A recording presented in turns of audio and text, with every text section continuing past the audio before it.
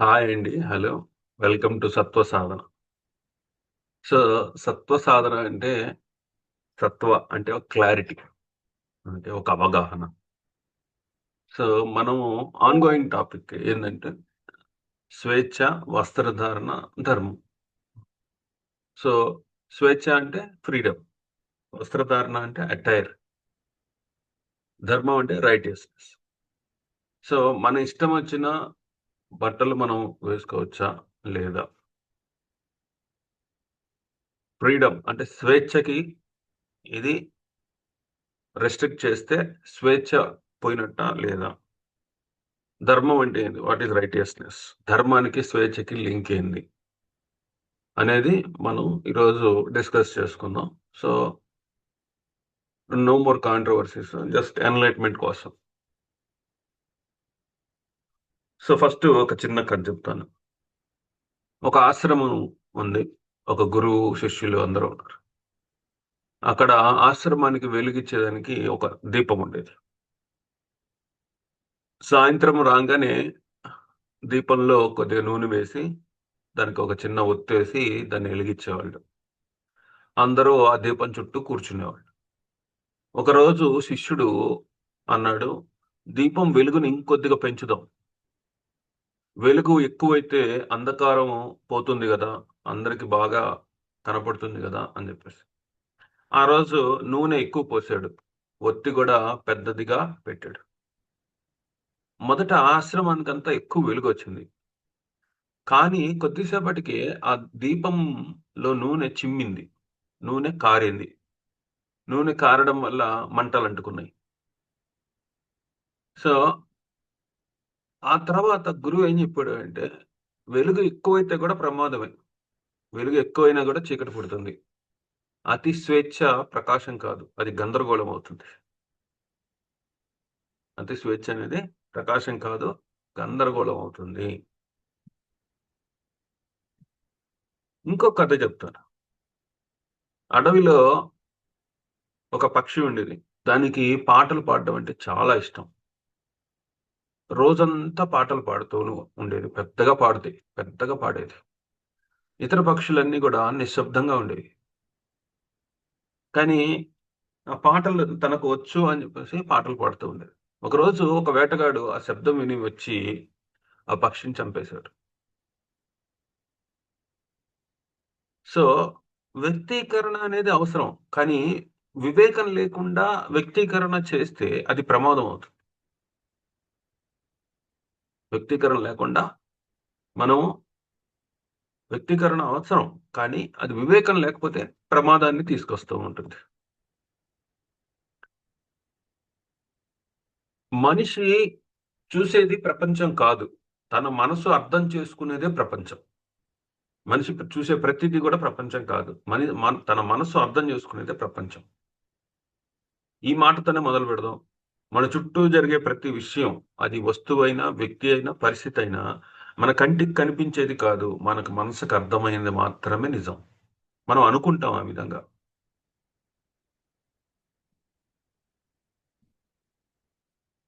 ఒక ఇంటికి మనం ఒక ఇంటికి తాళం వేసుకొని బయటకు వెళ్ళేటప్పుడు తాళం వేసుకుంటాం.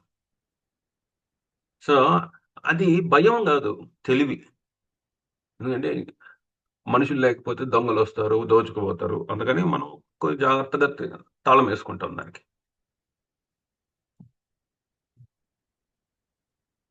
సో, ఆ తాళం వేసిన అంత మాత్రాన అది భయం గాదు.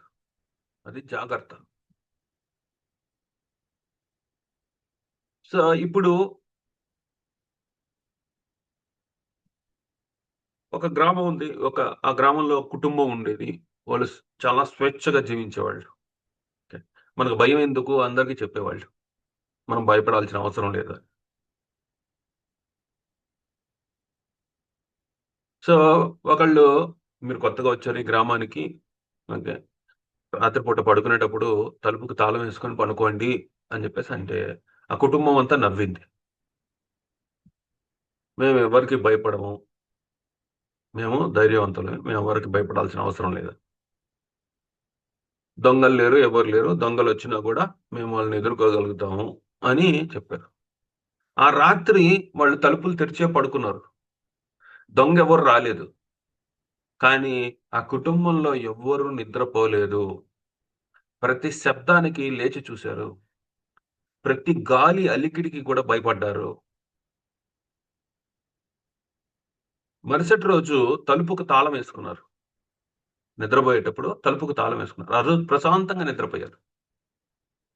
తాళం భయానికి గుర్తు కాదు. శాంతికి కూడా కారణమవుతుంది. ఇక్కడ తలుపు మూసుకోవడం స్వేచ్ఛను కోల్పోవడం కాదు. అది స్వేచ్ఛను నిలుపుకోవడం. అదే గ్రామంలో ఒక యువకుడు ఒక చిన్న గదిలో ఉండేవాడు. సో, ఆయన అతి జాగ్రత్తతో ఏం చేశాడంటే తలుపులకి తాళాలేసుకునేవాడు. రాత్రి నిద్రపోయేటప్పుడు. ఓకే. కిటికీలు క్లోజ్ చేసి వాటికి తాళాలేసేవాడు. ఏ చిన్న బొక్క ఓపెన్ గాకుండా అన్నిటికి మూసేసి, అన్నిటికి తాళాలేసుకున్నాడు. సో, దానివల్ల ఏమైంది? బయట నుంచి గాలి రాలేదు. బయట నుంచి వెలుతురు రాలేదు. అన్నీ మూసేసుకుంటే గాలెక్కడి నుంచొస్తుంది? వెలుతురు ఎక్కడి నుంచొస్తుంది? గదిలో జీవం ఎక్కడుంటుంది? సో, కిటికీ ఇప్పుడు తలుపు మూసుకుంటే భద్రత. కిటికీ కూడా మూసుకుంటే అది భయం. దానివల్ల ఊపిరాడదు మనకి. సో, మనం తలుపేసుకోవాలా. కిటికీ తెరవాలా. ఇది అవివేకం కాదు. ఆత్మవిశ్వాసం. సో, ఇక్కడ అన్నీ మూసుకోవడం తప్పే. అన్నీ తెరుచుకోవడం గూడా తప్పే.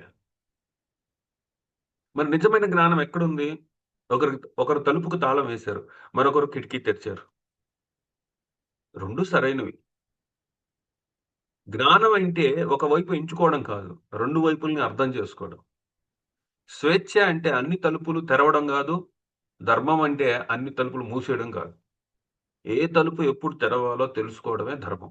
ఏ కిటికీ ఎంత వరకు తెరవాలో తెలుసుకోవడమే స్వేచ్ఛ. జ్ఞానానికి భయం లేదు. జ్ఞానానికి అహంకారం లేదు. జ్ఞానం అంటే సమతుల్యం. ఇక్కడ శాంతి ఉంటుంది.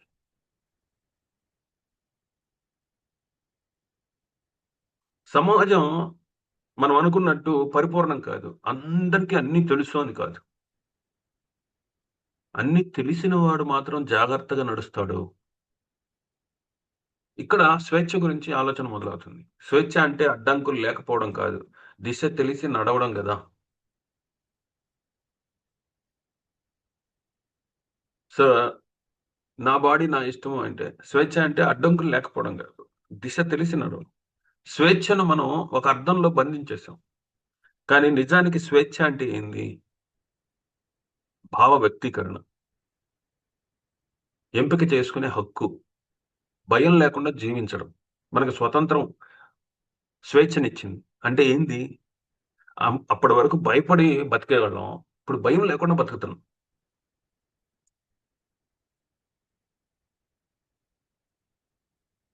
సో, స్వేచ్ఛ అంటే ఏంది? బానిసత్వం లేకపోవడం, భయం లేకపోవడం.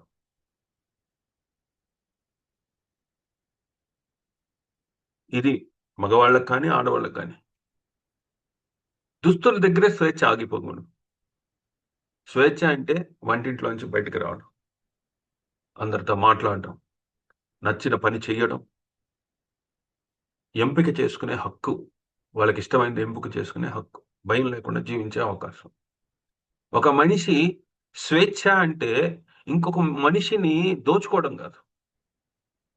అది స్వేచ్ఛ కాదు. ఇంబాలన్స్. సొసైటీలో వచ్చే ఇంబాలన్స్ అన్నమాట. నీ ఇష్ట ప్రకారం నువ్వు తిరగొచ్చు. కానీ ఎదుటి వాళ్ళు డిస్టర్బ్ కాకూడదు. సో, డిస్టర్బ్ అయితే ఇది ధర్మం కాదు. ఎందుకంటే వాడి పని వాడిని చేసుకోనీయకుండా నీ వైపు తిప్పుతున్నావు కాబట్టి. ఇది గుర్తుపెట్టుకోవాల్సిన అవసరం ఉంది. 2 దారులు, 2 సత్యాలు. ఒకే నాణానికి 2 వైపులుంటాయి. సౌకర్యం ఉన్న చోట సేవ ఉంటుంది. ఇప్పుడు మనం గుడికెళ్తాం. గుడికెళ్తే గాలి గోపురాల మీద సో, వస్త్రాలు లేకుండా న్యూడ్ ఐడల్స్ ఉంటాయి. సో, గుడిలో పూజ చేసే పూజారి గూడా హాఫ్ న్యూడ్‌లో ఉంటారు. కానీ ఇక్కడ చూపు. చూపు కట్టడి చేయబడింది. చూపు కట్టడి చేయబడింది. ట్రైన్ చేయబడింది. దేవుడి మీద నీ చూపు నిలుపు. ఎన్ని డిస్ట్రాక్షన్స్ ఉన్నా గూడా దేవుడి మీద నీ చూపు నిలుపు అని చెప్పి ఒక ట్రైనింగ్ చేయబడింది. అందుకని అవి ఉన్నా గూడా పెద్దగా పట్టించుకోం. దేవుడిని చూడాలి. దేవుడి సన్నిహిత్యంలోకి వెళ్ళాలి. దేవుడు పూజ చేయించుకోవాలి అనేది దాని మీద దృష్టి ట్రైన్ చేయబడింది. ఒక ఆట చూస్తూ ఉంటాం. ఒక క్రీడ. టెన్నిసో, క్రికెటో ఇంకేదో చూస్తూ ఉంటాం. దాంట్లో అంతా వాళ్ళు ప్యాంట్, షర్ట్ ఏసుకుంటా ఉంటారు. ఇక్కడ మనము మన ఇండియా గెలవాలి అనే దాని మీద దృష్టి పెడుతూ ఉంటాం. మనం గెలవాలి అనే దాని మీద దృష్టి. ఇక్కడ గూడా చూపు ట్రైన్ చేయబడింది. అంటే గెలవాలి అని. వాళ్ళు ఏం దుస్తులేసుకున్నారు అనే దాని మీద గాకుండా, మనం గెలిచి తీరాలని కసి పెరుగుతూ ఉంటుంది. సో, ఒక క్రీడలో గూడా దృష్టి అనేది ట్రైన్ చేయబడింది. వృత్తికి తగిన దుస్తులుంటాయి. ఓకే. ఇదే వేసుకోవాలి. మీరు జీన్స్ ప్యాంట్ ఏసుకోవాలి. చినిగిపోయిన జీన్స్ ప్యాంట్‌లేసుకోవాలి. చీరలు కట్టుకోవాలి. ఇట్లా కాదు. ఒక్కొక్క వృత్తికి ఒక్కొక్క నియమం ఉంది. Lady police officers pant, shirt ఏసుకుంటారు. ఎందుకంటే దొంగలు పరిగిస్తే పట్టుకోవాలి గాబట్టి.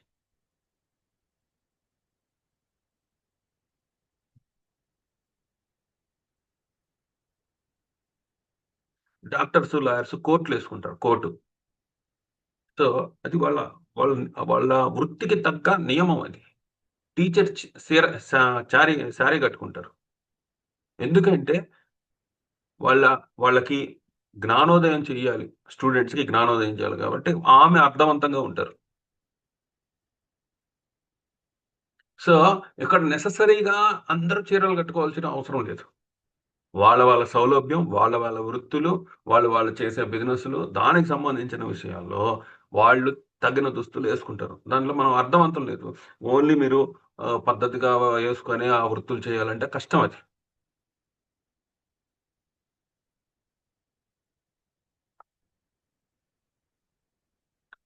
సో, ఇంకో వైపు సమాజం ఒకే వేగంతో ఎదగదు. కొంతమంది ముందుంటారు, కొంతమంది వెనకుంటారు. అందరి చూపు ఒకే స్థాయిలో ఉండదు. పబ్లిక్‌లోకి వెళ్తే అందరి చూపు ఒకే స్థాయిలో ఉండదు. దానికి ఒక ఎన్విరాన్మెంట్ కావాలి. ఇప్పుడు గుడి అంటే ఒక ఎన్విరాన్మెంట్. క్రీడ అంటే ఒక ఎన్విరాన్మెంట్. ఏ ఎన్విరాన్మెంట్ లేకుండా మనము అసభ్య సమాజంలోకి వెళ్ళినప్పుడు కొంతమంది జ్ఞానంతో ఉంటారు. కొంతమంది జ్ఞానం లేకుండా ఉంటారు. అన్ని రకాల స్థాయిల వాళ్ళు ఉంటారు.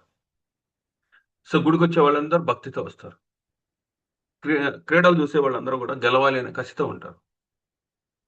కానీ ఇక్కడ ఏ ఎన్విరాన్మెంట్ సెట్ చేయకుండా అంటే దృష్టిని ట్రైన్ జేయకుండా మన ఇష్టం వచ్చింది మనం యేసుకొని ముందరకొస్తే అందరి చూపు ఒకే స్థాయిలో ఉండదని అర్థం జేసుకోవాలి. నువ్వు నువ్వు మారావని ప్రపంచం మారదు. కానీ ప్రపంచాన్ని అర్థం చేసుకున్నప్పుడు నువ్వు బాధపడవు. ఇప్పుడు ఏదైతే ఇప్పుడు జరిగిందో దానివల్ల ఎవరు బాధపడుతున్నారు? ఎవరు ఏడుస్తున్నారు? ఇది స్వేచ్ఛనా? ఇది స్వేచ్ఛ కాదు. ధర్మం చెప్పినప్పుడు ధర్మం అనేది నియంత్రణ గాదు. ధర్మం అనేది నియంత్రణ కాదు. ధర్మం అనేది బ్యాలెన్స్. ధర్మం అంటే ఏంది? ట్రాఫిక్‌లో అన్ని వెహికల్స్ వెళ్తూ ఉంటాయి. నువ్వు ఎవరికి అడ్డం పోకుండా నీ వెహికల్‌ని నువ్వు నడుపుకుంటూ నీ డెస్టినేషన్‌కి చేరుకోవాలి. దట్ ఈస్ ధర్మం. ఇక్కడ ఎవరి జీవితాలు డిస్టర్బ్ చేయకూడదు. చేయకుండా నీ దారి నువ్వు వెళ్తూ ఉండాలి. ఇంకా గిస్తే ఏందంటే ఎన్‌లైట్‌మెంట్ ఇవ్వు. ఎన్‌లైట్‌మెంట్ అంటే ఏంది? రెడ్ లైట్ పడితే ఆగు. గ్రీన్ లైట్ పడితే వెళ్ళు. అంతేగాని నీ దారిని కంప్లీట్‌గా మూసేయకూడదు ధర్మం అంటే. ధర్మం అంటే ఏది చేయాలి? ఎప్పుడు చేయాలి? ఏది చేయకూడదు? అనేది కాదండి. ఏది ఎక్కడ చేయాలో అనే అవగాహనే ధర్మం. అగ్ని వెలిగిస్తుంది. అదే అగ్ని అదుపు తప్పితే కాల్చేస్తుంది గూడా. ధర్మం గూడా అలాంటిదే. అగ్నిది తప్పు లేదు. అదుపు లేకపోవడమే ప్రమాదం. వాతావరణం మారితే భావం మారుతుంది. మీరు గుడిలో ఉండే వాతావరణంలో ఉండే మైండ్ సెట్టు మీరు సినిమా హాల్‌కొస్తే ఆ భావం వేరవుతుంది. అక్కడ భక్తి ఉంటుంది. గుడిలో భక్తి ఉంటది. అదే మీరు ఏదైనా బార్‌కెళ్లారు. లేదా సినిమాకెళ్లారు. అక్కడికి వెళ్తే బుద్ధి మారుతుంది. స్థలం మనసును ప్రభావితం చేస్తుంది. భక్తి ఉన్న చోట శరీరం శరీరంగా ఉండదు. అది సంకేతంగా మారుతుంది. కానీ అన్ని చోట్ల అన్ని మనసులు ఒకేలాగా స్పందిస్తాయని అనుకోవడం అమాయకత్వం. చూపు శుద్ధిగా ఉండాలి అంటే మనసు సిద్ధంగా ఉండాలి.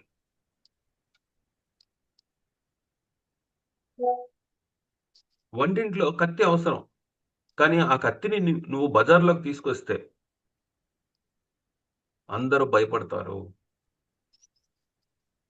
అక్కడ వస్తువుది తప్పు కాదు. స్థలం తప్పు. సందర్భమే అర్థాన్ని నిర్ణయిస్తుంది. నువ్వు కత్తి తీసుకొని ఒక మనిషి మీదకొస్తే నువ్వు చంపుతావేమో అని భయపడతారు. అదే కత్తి తీసుకొని నువ్వు వంటింట్లోకెళ్తే నువ్వు కూరగాయలు కట్ చేయడానికే అనుకుంటారు. నేను చేస్తుండేది నాకు మాత్రమే న్యాయమా? నా స్వేచ్ఛ ఇంకొకరికి మౌనాన్ని చెరిపేస్తా ఉందా? నాకు కావాల్సింది హక్కా లేదా సమతుల్యమా? అనే ప్రశ్న అందరూ ఆలోచించాలి. నిజమైన స్వేచ్ఛ అంటే అల్లరి చేయడం కాదండి. గోల గోల చేయడం కాదు. అది స్వేచ్ఛ కాదు. అవగాహన లోపం అది. అలానే నిజమైన ధర్మం అంటే ఆజ్ఞ కాదు, నియంత్రణ కాదు. జ్ఞానం ఇవ్వడం. అప్పుడే నిజమైన శాంతి బయటకొస్తుంది. స్వేచ్ఛ ధర్మంతో నడిచినప్పుడు సమాజం నిశ్శబ్దంగా మారుతుంది. అది భయంతో నడిస్తే అది కరెక్ట్ కాదు.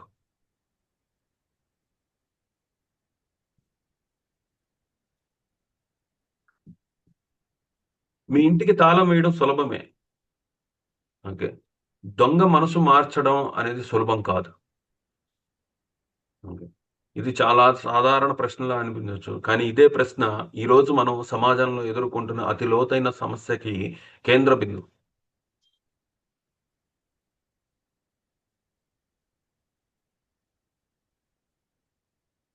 సో, స్వేచ్ఛ అంటే ఏమిటి? స్వేచ్ఛ అంటే కేవలం దుస్తులా? లేదు.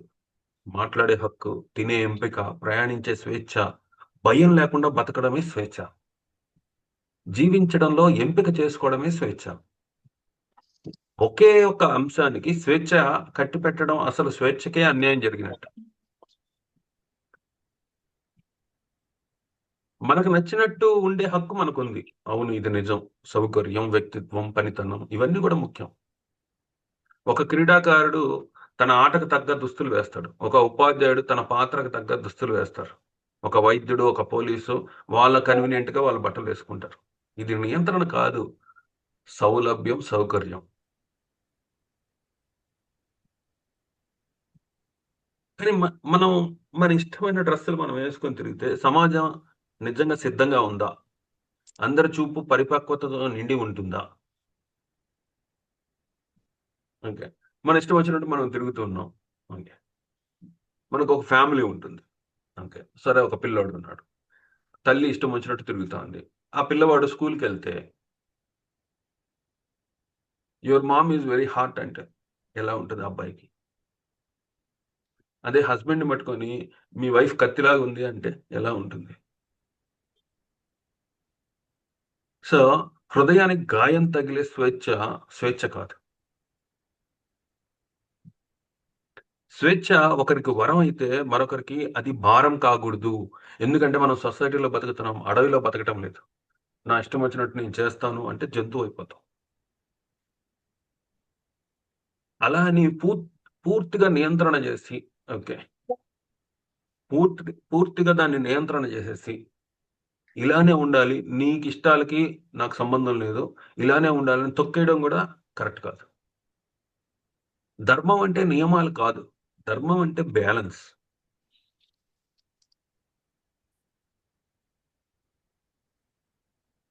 నా స్వేచ్ఛ లోకానికి గాయం చేయకుండా ఉండాలి. ధర్మము స్వేచ్ఛకి శత్రువు కాదు. ధర్మము స్వేచ్ఛకి ఒక డైరెక్షన్. దీపం వెలగాలంటే నూనె అవసరం. అగ్ని గూడా అవసరం. కానీ గాలి ఎక్కువైతే దీపం ఆరిపోతుంది. స్వేచ్ఛ అంటే అగ్ని. ధర్మం అంటే దీపం. దీపపు కప్పు. ఆ కప్పు లేకపోతే అగ్నికి ప్రమాదం అవుతుంది. దేవాలయాల్లో శిల్పాలుంటాయి. సాధువులు చాలా ని నిరాడంబరంగా ఉంటారు. నాగ సాధువులైతే అసలు ఏమి యేసుకోరు. మరి అక్కడ ఆ నాగసాధువులు ఏం వేసుకోకుండా కుంభమేళాకు వస్తారు. మరి అక్కడ ఇట్లాంటివి ట్రిగ్గర్ అవుతున్నాయా? ఎందుకంటే నీ దృష్టి అనేది ట్రైన్ చేయబడింది.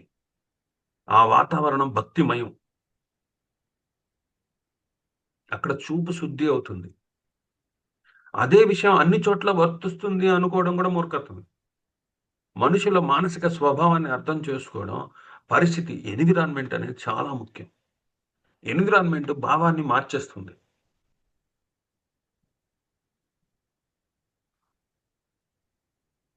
కత్తి కూరలు తరిగితే ప్రాబ్లం లేదు. కత్తి పీకలతో తెగ్గొస్తేనే ప్రాబ్లం. ఇప్పుడు మీరు కూడా ఆలోచించండి. నా స్వేచ్ఛ ఇంకొకరిని నొప్పిస్తా ఉందా? అది స్వేచ్ఛ కాదండి. నా ఎంపిక సమాజానికి భారం అవుతుందా? అది ఎంపిక కాదండి. నేను కోరేది హక్కా? లేకపోతే నా వాలిడేషనా? మీరు కోరేది హక్కా? లేకపోతే వాలిడేషనా? కేవలం ఈ ప్రశ్నలు వేసుకోండి. జవాబు మీలోనే ఉంటుంది. నిజమైన స్వేచ్ఛ అంటే ఎదురు దాడి చేయడం కాదు. నిజమైన స్వేచ్ఛ అంటే బ్యాలెన్స్. నిజమైన స్వేచ్ఛ అంటే నేను, మీరు, సమాజం. సో, నేను, మీరు, సమాజం ఈక్వల్ టు శాంతిని నెలకొల్పాలి. ధర్మం అంటే నియంత్రణ కాదు. తొక్కేసే ఒక నియంతృత్వం కాదు. ధర్మం అంటే జ్ఞానం. స్వేచ్ఛ అంటే అల్లరి కాదు. స్వేచ్ఛ అంటే బాధ్యత. ఇవి 2 కలిసి నడిచిన రోజే మన సమాజం నిజంగా వెలుగుతుంది. ఇది బాహ్య విప్లవం కాదు. ఇది అంతర్గత అవగాహన. ఈ అవగాహన లేనప్పుడు అందరూ కొట్టుకుంటారు. ఓకే. ఎందుకంటే ఒకళ్ళు వాళ్ళ స్టాండే కరెక్ట్ అంటారు. ఇంకొకళ్ళు వాళ్ళ స్టాండే కరెక్ట్ అంటారు. కానీ సాక్షిగా ఉండడం ఎవరు సాక్షిగా ఉంటారు? ఈ రెండిటి మధ్య ఇప్పుడు ఇద్దరు లాయర్లు వాదించుకుంటే ఒక జడ్జి కావాలి గదా! సాక్షిగా 2 వాదనలు విని ఒక నిర్ణయం చెప్పాలి గదా! అలా ఎవరు చెప్పేవాళ్ళు లేరు. ఒక రాజు ఒక ఒక పూల తోటని నిర్మించాడు. పూలు విరగ్గాసాయండి. ఆ పూలన్నీ వాడిపోతాయేమో అని అన్నీ మూసేశాడు. ఆ పూలు అలానే ఉండాలి అని జెప్పేసి అన్నీ మూసేశాడు. ఎండ లేదు, గాలి లేదు, వాన లేదు. కొద్ది రోజులకి పూలు వాడిపోయినాయి. తోటమాలి అన్నాడు, "రక్షణ పేరుతో మనం ప్రాణం తీసేసాము" అని. అతి సాంప్రదాయం ధర్మం కాదు. అది స్తబ్దత.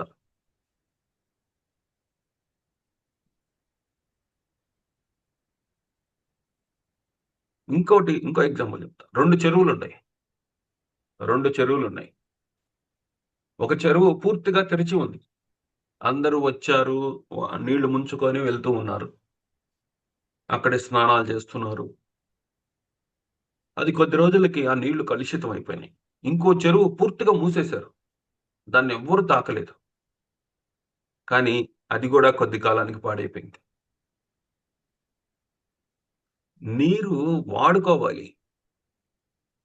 ఆ నీరు వాడుకునేది మనం ఒక నిబద్ధతతో వాడుకోవాలి. అలా అని మూసేయడం, అలా అని పూర్తిగా తెరవడం 2 తప్పే. వాడుకోకపోయినా కలుషితమవుతుంది. ఓకే. పూర్తిగా తెరిచినా కలుషితమవుతుంది. నీరు ప్రవహించాలి. దానికి నీరనేది ప్రవహించాలి.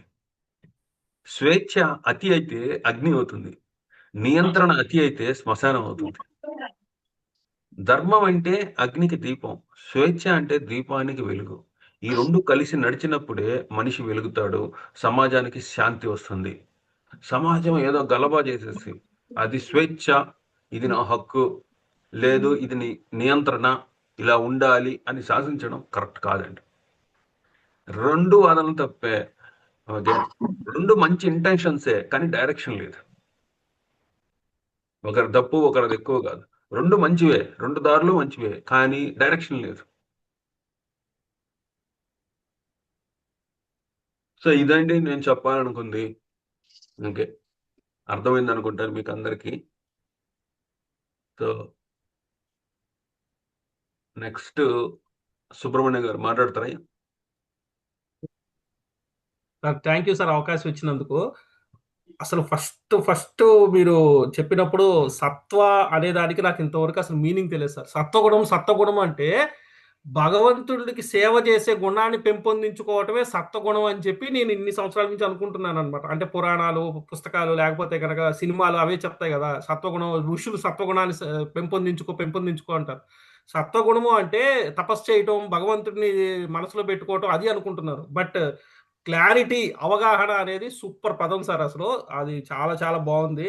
రెండోదేమో స్వేచ్ఛ అంటే ఫ్రీడమ్. ఫ్రీడమ్ అంటే దిశ తెలిసి నడవటం. భావ వ్యక్తీకరణ అనేది కొంత తెలుసు నాకు. బట్ దిశ తెలిసి నడవటం స్వేచ్ఛ. నడవటం ఎట్లాగైనా నడిస్తే మనకి ముళ్ళు గుచ్చుకుంటే అన్నీ ఉంటాయి. రహదారి ఏంటో, మార్గం ఏంటో, ఇతరులు మనకి మన పూర్వీకులు వేసిన బాట ఏంటో ఆ బాటను తెలుసుకొని వాళ్ళ దిశానిర్దేశం ప్రకారం నడవాలి అనేది స్వేచ్ఛ. అందులో దాని అర్థం అది అని బాగా చెప్పారు సార్. అయితే ఇప్పుడు ఈ వీడియో యొక్క సందర్భం, దాని గురించి ఒక రెండే రెండు పదాలు చెప్దాం అనుకుంటున్నాను సార్. అయితే ఈ ఒక డౌట్ ఏంటంటే, అసలు వేదములలో మనిషి ఎలా బతకాలి, జీవన విధానం ఏంటి, ఎప్పుడు లేవాలి, ఏం సాధన చేయాలి, ఏంటి అనేది అన్ని పొందుపరిచి ఉన్నాయి. అలాగనే అసలు ఈ వేషధారణ అనే దాని గురించి ఏమన్నా పొందుపరిచి ఉందా సార్? First point. రెండోది, అది ఉంటే గనక అది అప్పటికి దానికి పనికి వచ్చిందా, ఇప్పుడు దానికి పనికి రావట్లేదా? సో రెండోది ఇది మూడోది ఏంటంటే సార్, ఏదైనా సరే మనం ఒక మనిషి అనేది తెలిసో తెలియకో లేకపోతే ఇతరులకు ఇబ్బంది కలిగేటట్టు ఏమైనా ప్రవర్తిస్తే ఆ మిస్టేక్ అనేదానికి అతనే ఒక్కడికే చెప్పాలి. అదే మిస్టేక్ ని పబ్లిక్ లో చెప్పటం వల్ల ఆ మిస్టేక్ చేశాననే భావన కంటే కూడా అందరిలో నేను అవమానం పొందాననే భావన వల్ల వాళ్ళకి ఎక్కువ దుఃఖం కలుగుతుంది. సో చెప్పేవాళ్ళు కూడా ఏంటంటే, పబ్లిక్ లో ఈ పలానా సుబ్రహ్మణ్యం అనే ఆయన తప్పు చేశాడు అనేదాన్ని చేసేదే కంటే వాళ్ళకి అందేటట్టు సమాచారాన్ని ఇలా చేసుకుంటే కనుక మీకే ఇబ్బంది కలుగుతుంది, ఇలా మీకు మీ తోటి వాళ్ళకి ఇబ్బంది కలుగుతుంది, సో మీరు ఈ రకంగా ఉండండి అని వాళ్ళ ఒక్కళ్ళకి పాస్ చేసేటట్టు ఉండి సరిదిద్దితే, ఒక్కడిని సరిదిద్దితే సరిపోతుంది. సో అనేది నేను అనుకున్నాను. అయితే ఇక వేషధారణకు వచ్చేసరికి సార్, ఇప్పుడు ఒకప్పుడు వేషధారణ అంటే మునుల వీటిల టైం నుంచి కూడా వేషధారణ మునిపత్తులకు ఒక రకంగా ఉండేది, రాజ కుటుంబీకులకు ఒక రకంగా ఉండేది, సాధారణ పౌరులకు ఒక రకంగా ఉండేది. అదే రకంగా ఇప్పుడు కూడా ఆ చేసే వృత్తులు బట్టి ఇప్పుడు మారిపోయినాయి. అయితే వేషధారణలు అసభ్యంగా ఉండేటట్టు కూడా ఇప్పుడు వృత్తులు తయారైనాయి. ఆ వృత్తులకు సంబంధించి ఇప్పుడు మార్కెటింగ్ చేసేవాళ్ళు, ఇదివరకు ఒక 10 సంవత్సరాల క్రితం మార్కెటింగ్ షాపుల్లో ఉండేవాళ్ళు, సేల్స్ మెన్ ఎలా వేసుకునేవాళ్ళు సార్, అది చూసే మనం అసభ్యంగా అనుకునేవాళ్ళం. దీని అంతకంటే ఇంకా దిగజారిపోయి ఇప్పుడు అలాంటి వృత్తులు వచ్చినాయి. సో పీపుల్ ఈ సోషల్ మీడియా వచ్చిన తర్వాత ఇంకా ఇటువంటి వేసుకుని వాళ్ళ లీడ్స్ కావాలి అనుకుంటూ చేసుకునే వాళ్ళు కూడా చాలా మంది ఉన్నారనమాట. సో దీని అంతటిని కూడా ఒక ఐ మీన్ ఇట్లాగా సరిది దాన్ని మంచి మార్గంలో ఉండేటట్టు ఎప్పటికప్పుడు కూడా మీలాంటి పెద్దవాళ్ళు అందరూ కూడా మంచి చెడు వ్యత్యాసం చూపిస్తూ ఇలాంటి అవగాహన కార్యక్రమాలు, ఇటువంటి మంచి మాటలు పబ్లిక్ లో యూట్యూబ్ లో పెడితే గనక 100లో కనీసం ఎంతమందికి వెళ్తుందో వాళ్ళన్నా సరే అవగాహన తెచ్చుకొని మారుతారు సార్ ఖచ్చితంగా. అది సార్ నేను చెప్పాలనుకున్నది. Thank you sir, thank you అండి. సో మన పురాణాలు, ఏన్షియంట్ టెక్స్ట్ ఏవైతే ఉన్నాయో దాంట్లో ఇవన్నీ కూడా చెప్పబడి ఉంది. మనుస్మృతిలో ఏం చెప్పబడి ఉందంటే, దేశ కాలే చ పాత్రే చ వస్త్రం ఆచరణం స్మృతం అనేది. దేశం, కాలం, సందర్భము, పాత్రను బట్టి వస్త్రధారణ ఉండాలి. ధర్మం అంటే ఒకే రూపం కాదు, సందర్భానుసారమైన వివేకం అని చెప్పబడి ఉంది. వస్త్రం అనేది తప్పు కాదు. అదే వస్త్రం మనం ఎక్కడ, ఏ విషయాల్లో, ఏ విధమైన సందర్భాన్ని బట్టి మనం ధరించాలి అని చెప్పబడి ఉంది. సో మహాభారతంలో కూడా నగ్నత్వం నా దోషాయ నైవ వస్త్రం నా శోభనం. నగ్నత్వమే పాపం కాదు, వస్త్రధారణే పుణ్యం కాదు, మనస్సు శుద్ధి ఉన్నదే అసలు విషయం అని చెప్పబడింది. అంటే బాహ్య రూపం కాదు, అంతర్గత భావమే ధర్మం. అంటే ఇప్పుడు మీ తండ్రి మీ తండ్రి షర్ట్ లేకుండా ఇంట్లో ఉంటారు. ఓకే, మీ మదరు నైట్ వేసుకొని మీ ఇంట్లో ఉంటారు. ఓకే, సో ఇక్కడ చూపు ట్రైన్ చేయబడింది. తండ్రికి గౌరవం ఇవ్వాలి, తల్లికి గౌరవం ఇవ్వాలి అనేది చూపు ట్రైన్ చేయబడింది. సో తండ్రి షర్ట్ వేసుకొని, ఇప్పుడు ఎదిగిన కూతుళ్ళు ఉంటారు ఇంట్లో, తండ్రి షర్ట్ వేసుకోకుండా ఓన్లీ లుంగి కట్టుకొని కూర్చొని పేపర్ చదువుకుంటూ ఉంటాడు. ఇలా ఉన్నది ఎంతో మంది ఇళ్లలో ఇలా జరుగుతూ ఉంటాయి. ఆడవాళ్ళు నైట్ వేసుకొని తిరుగుతూ ఉంటారు. ఓకే. సో ఇక్కడ చూపు ట్రైన్ చేయబడింది. సో ఇక్కడ మనము అదే వస్త్రాలు ధరించాలి, అలానే ఉండాలని నియంత్రణం ఎక్కడ పెట్టలేదు. సో చూపు ట్రైన్ చేయబడాలి ఫస్ట్. ఆ తర్వాత మన ఇష్టం వచ్చిన బట్టలు వేసుకోవచ్చు. వస్త్రం ఆభరణ రూపం సర్వం మాయా వికల్పితం అనేది చెప్పబడి ఉంది భగవత్ పురాణంలో. వస్త్రాలు, అలంకారాలు, రూపాలు ఇవన్నీ కూడా మార్పుకు లోబడి ఉంటాయి, శాశ్వతం కాదు. వస్త్రం అనేది గుర్తింపుకు సాధనం, సత్యానికి కాదు. యథా దృష్టి తదా సృష్టి. మన చూపు ఎలా ఉందో ప్రపంచం అలాగే కనిపిస్తుంది. సమస్య శరీరంలో కాదు, చూపులో ఉంది. చూపుని ట్రైన్ చేయాలి. లజ్జ ధర్మస్య భూషణం. లజ్జ అంటే సిగ్గు, సంయమనం ధర్మానికి అలంకరణం అని చెప్పబడి ఉంది. సంయమనం బలహీనత కాదు, అది అవగాహనకి గుర్తు. ఓకే. సో ఇప్పుడు డాన్సర్స్ ఉంటారు, ట్రెడిషనల్ డాన్సర్స్ ఉంటారు. వాళ్ళ వస్త్రధారణ వేరుగా ఉంటుంది. Traditional dancers. ఓకే. సో అది కూడా ఒక సౌందర్య సాధనము, గ్లామర్ ఇండస్ట్రీ అది కూడా. ఓకే. సో ఓన్లీ సినిమాల్లో వేసే డాన్సులే అది ఇట్స్ అది దీనికి సంబంధించింది కాదు. సో మనకి క్లాసికల్ డాన్సర్స్ ఉంటారు. ఓకే. వాళ్ళు కూడా వాళ్ళ వస్త్రధారణ వేరుగా ఉంటుంది. అలాగని మనము ఏ డ్రెస్సు అనేది ఇంపార్టెంట్ కాదు. ఏ సందర్భంలో మనము ఎలా ఉన్నాము అనేది చాలా ఇంపార్టెంట్.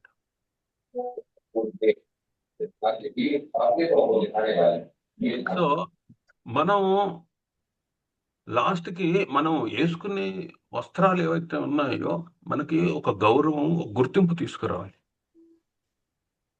సో మనకు ఒక రెస్పెక్ట్ తీసుకురావాలి. ఆ రెస్పెక్ట్ పోయే విధంగా ఉంటే అది వస్త్రధారణ కాదు.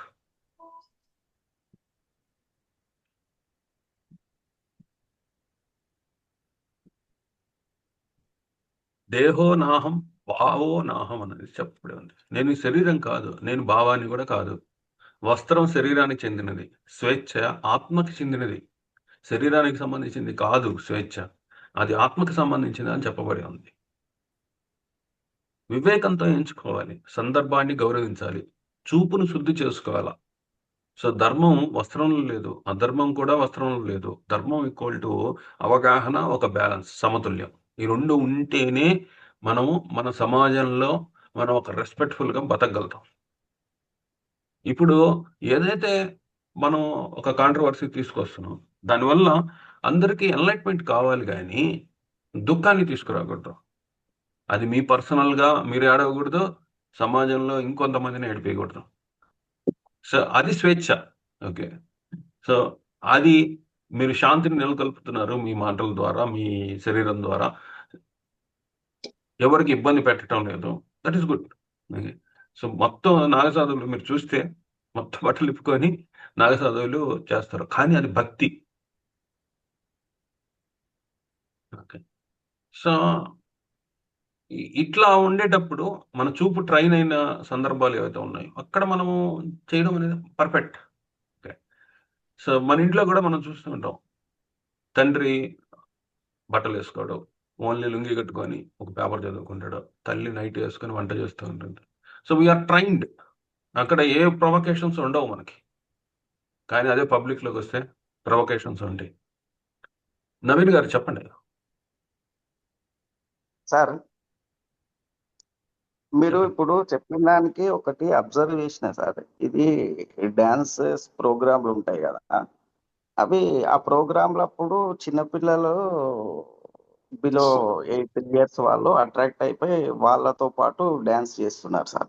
ఆ, అమ్మాయిలు కొంతమంది చిన్నపిల్లలు, వాళ్ళకి ఏమి అట్లాంటివి లేదు. పెద్దవాళ్ళ దృష్టి వేరే రకంగా ఉంటది. కానీ అవును. చిన్నపిల్లలు అట్లా ఆ డాన్సులను చూసి వాళ్ళకు ఏ విధంగా వాళ్ళు డాన్స్ చేయాలనే కోరిక తప్ప మిగతాది ఏం లేదు కదా. వాళ్ళు అట్లాంటివి చూసినప్పుడు వాళ్ళు దానికి అట్రాక్ట్ అయిపోయి వాళ్ళకు తెలియని వయసు అంటే 20 years తర్వాత నాలెడ్జ్ వస్తుంది, కానీ కొద్ది గొప్ప అంతకుముందే వాళ్ళు అట్రాక్ట్ అయిపోయి ఆ జోన్లకు వెళ్ళిపోయే ఛాన్స్ ఉంటది కదా. అవునయ్యా.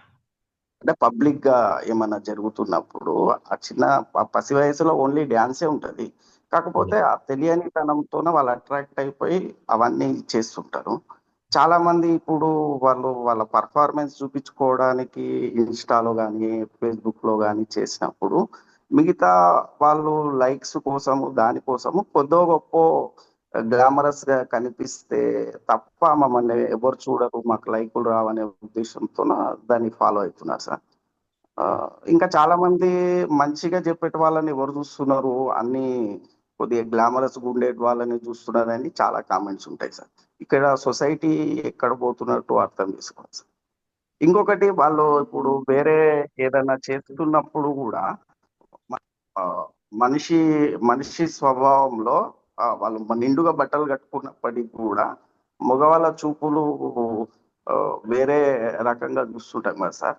దాన్లను ఎట్లా కంట్రోల్ చేసుకోవాలి మనంతకు మనం? ఆ చూపులను ఆ దృష్టితోని చూడకుండా ఎట్లా కంట్రోల్ చేసుకోవాలి సొసైటీలో ఉన్నప్పుడు? ఇప్పుడు జంతువులు ఉంటాయి. జంతువులకి రెండే గుణాలు ఉంటాయి. ఏంటంటే ఒకటి సెక్షువల్ ఇంటర్ కోర్స్‌లోకి వెళ్ళడం. ఇంకోటి తమను తాము కాపాడు. ఈ రెండే ఉంటాయి. జంతువులకి ఈ రెండే తెలుసు. ఓకే. మనిషి జంతువు నుంచి ఎవాల్వ్ అయ్యాడు. మనిషి జంతువు నుంచి అంటే కాన్షియస్‌నెస్ వచ్చింది. మనం ఇలా ఉంటే ఓకే. మనకి ఇదే ప్రపంచం, ఇదే జీవితం అనుకుంటే మనం బతకలేము. మనకంటూ ఒక కట్టుబాట్లు, సాంప్రదాయాలు కావాలి అని చెప్పి కొన్ని అక్కడే మతం అనేది పుట్టింది. అక్కడే ధర్మం అనేది పుట్టింది. సో, కాన్షియస్‌నెస్ పెరిగింది. మనం జంతువు నుంచి ఎవాల్వ్ అయ్యి మనం ఒక సొసైటీని ఏర్పాటు చేసుకున్నాం. ఒక కట్టుబాట్లు, సాంప్రదాయాలు పెట్టుకున్నాం. ఒక ధర్మాన్ని పాటిస్తున్నాం. ఓకే. సో, కొంతమంది ఇది తెలీదు. ఎందుకు మనం ఆ జంతువుల దగ్గర మిగిలిపోతారు. ఓకే. ఓన్లీ సెక్షువల్ ఇంటర్‌కోర్స్ వాళ్ళు సర్వైవ్ కావడానికి వాళ్ళు ఏదైనా చేస్తారు. సమాజం ఎట్టబోయినా పర్వాలేదు. నేను సర్వైవ్ అవ్వాలి అనే కాన్సెప్ట్‌తో ఉంటారు. ఇలా ఉండే వాళ్ళకి మనం ఏం చెప్తాం? రేపు ఎక్కడో మనం ఢిల్లీలో ఒక రేప్ జరిగిందని విన్నాం. ఎక్కడో కోల్‌కత్తాలో ఒక రేప్ జరిగింది అని విన్నాం. ఇలాంటి ప్రోగ్రామ్స్ చేస్తుండి డబుల్ మీనింగ్ డైలాగ్స్ వాడుతూ ఓకే. ప్రజల్ని రెచ్చగొట్టే విధంగా, నెగెటివ్ వైపు రెచ్చగొట్టే విధంగా, మనుషుల్ని జంతువులు చేసే విధంగా ప్రోగ్రామ్స్ డిజైన్ చేస్తూ పాపులారిటీ కోసం కావచ్చు, ఇంకో దానికోసం కావచ్చు, ఇంకో దానికోసం కావచ్చు. అది రేపు మీ ఇంట్లోనే అవుతుంది. ఎక్కడో ఢిల్లీలో జరుగుతోంది, కోల్‌కత్తాలో జరుగుతా ఉంది. దాన్ని చూసేవాళ్ళు, దాన్ని ఎంకరేజ్ చేసేవాళ్ళు, దాన్ని చేసేవాళ్ళు వాళ్ళ ఇంట్లో జరిగితే ఆ పెయిన్ అర్థమవుతుంది. సో, ఇక్కడ మనం జంతువులం కాదు. ఓకే. సో, మన ఏన్షియంట్ టెక్స్ట్‌లో ఏం చెప్పబడి ఉందంటే, నువ్వు ఓన్లీ ప్రతిదీ కామం అనే దృష్టితో నువ్వు చూస్తుండేటప్పుడు, నీకు రోజు అదే కావాలి అనుకునేటప్పుడు, నెక్స్ట్ జన్మ కుక్కగా బతుకుతావు. కుక్క ఎక్కువ సేపు చేస్తుంది. Long standing చేస్తుందనమాట. ఏ జంతువు చేయదు. సో, కుక్కగా పుడతావనమాట. సో, ఎప్పుడు నేను మాంసం తినాలి అనే తపన ఉండేవాడు. ప్రతిరోజు గూడా నేను మాంసం తినాలని తపన ఉండేవాడు. నెక్స్ట్ జన్మలో పులిగానో, సింహంగానో పుడతాడు. అది రోజు మాంసమే తింటుంది. సో, మనం జంతువు నుంచి ఎవాల్వ్ అయ్యి సో, ఓన్లీ అదే జీవితం కాదు అని మనం తెలుసుకున్నాం. ఒకరికొకరు తోడ్పాటు చేసుకోవాలా.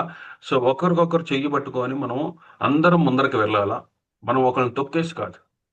ఒక ధర్మంగా ఇప్పుడు మీరు ట్రాఫిక్‌లో ఎళ్తా ఉంటారు. మీరు ఇష్ట ప్రకారం మీరెళ్తారా? ఎళ్ళరు గదా! అందరికీ ఇబ్బంది కలగకుండా మీ దారిలో మీరెళ్తారు. మీరు ఆఫీస్‌కి చేరుకోవాలి. ఆఫీస్‌కి చేరుకుంటారు. ఎవరికీ ఇబ్బంది కలిగించకుండా. ఇది ధర్మం. అందరూ వెళ్ళాలి. దాంతో పాటు నేను వెళ్ళాలి. నా పని నేను జేసుకోవాలి. అలా కాకుండా నేను ఎవరిని పోనివ్వను. అందరిని తొక్కేసుకుంటూ నా గజిబిజి గందరగోళంగా వెళ్తాను అంటే దేవుడు ఒక అవతారం ఎత్తుతాడు ఆ టయానికి.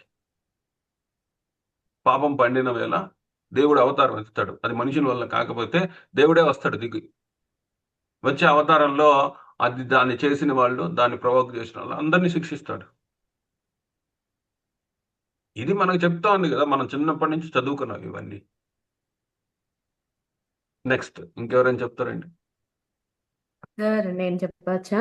చెప్పండమ్మా యశోద గారు. Happy republic sir day. నేను కేంద్రీయ విద్యాలయాల్లో టీచర్‌నండి.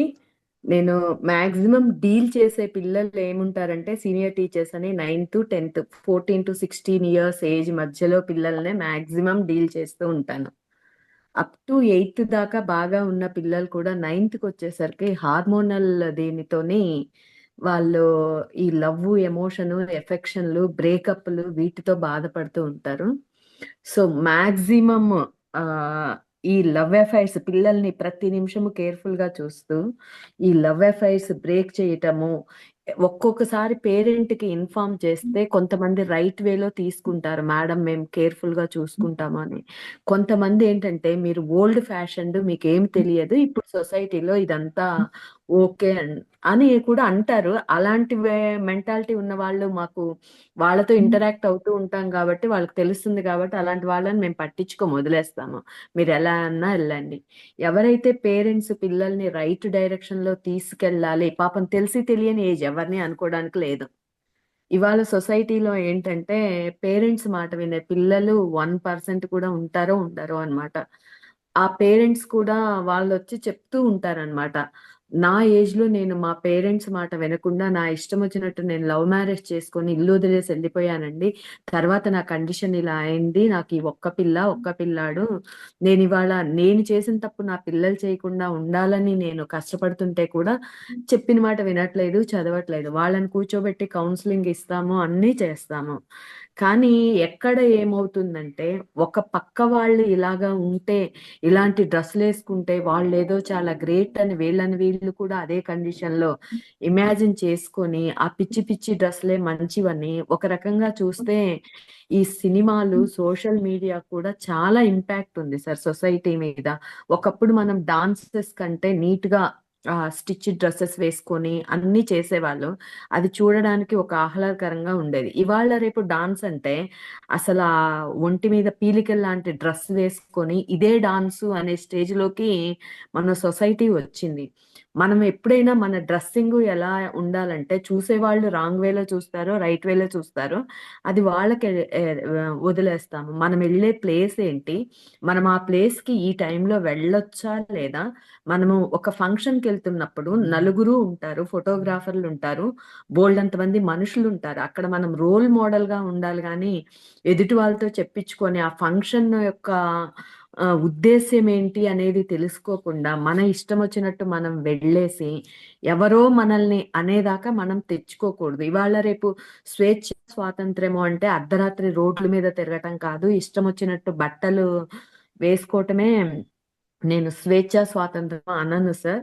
స్వేచ్ఛ, స్వాతంత్రం అంటే ఏంటంటే, మనము ఎలా ఉండాలి? మనము మీ ఇంట్లో కూడాని మనం పొద్దున్నే లేవాలి అని మనకు కొన్ని నియమాలు పెట్టారు. మన నియమాలు ఎందుకు పెట్టారు? మన హెల్త్ కోసమే పెట్టారు. మనం హెల్తీగా ఉండాలి. నేను అర్ధరాత్రి 12 దాకా, 2 దాకా మేలుకుంటాను. ఉదయం 3కి నిద్రపోతాను. ఇది నయా స్టైల్ అంటే అక్కడ హెల్త్ పాడైపోతుంది అనేది ఎవరు ఆలోచించట్ల. You are disturbing your biological clock అన్నమాట కంప్లీట్‌లీ. సో, స్వేచ్ఛ, స్వాతంత్రం అంటే మన ధర్మంలో మనకి కొన్ని రూల్స్ అండ్ రెగ్యులేషన్స్ ఇచ్చారు. ఇండియన్ మన సైన్స్‌లో ఉన్న ప్రతి సూపర్‌స్టిషన్ కూడా ఒక సైంటిఫిక్ ఫ్యాక్ట్ సార్. అది సూపర్‌స్టిషన్ అని కూడా నేననను.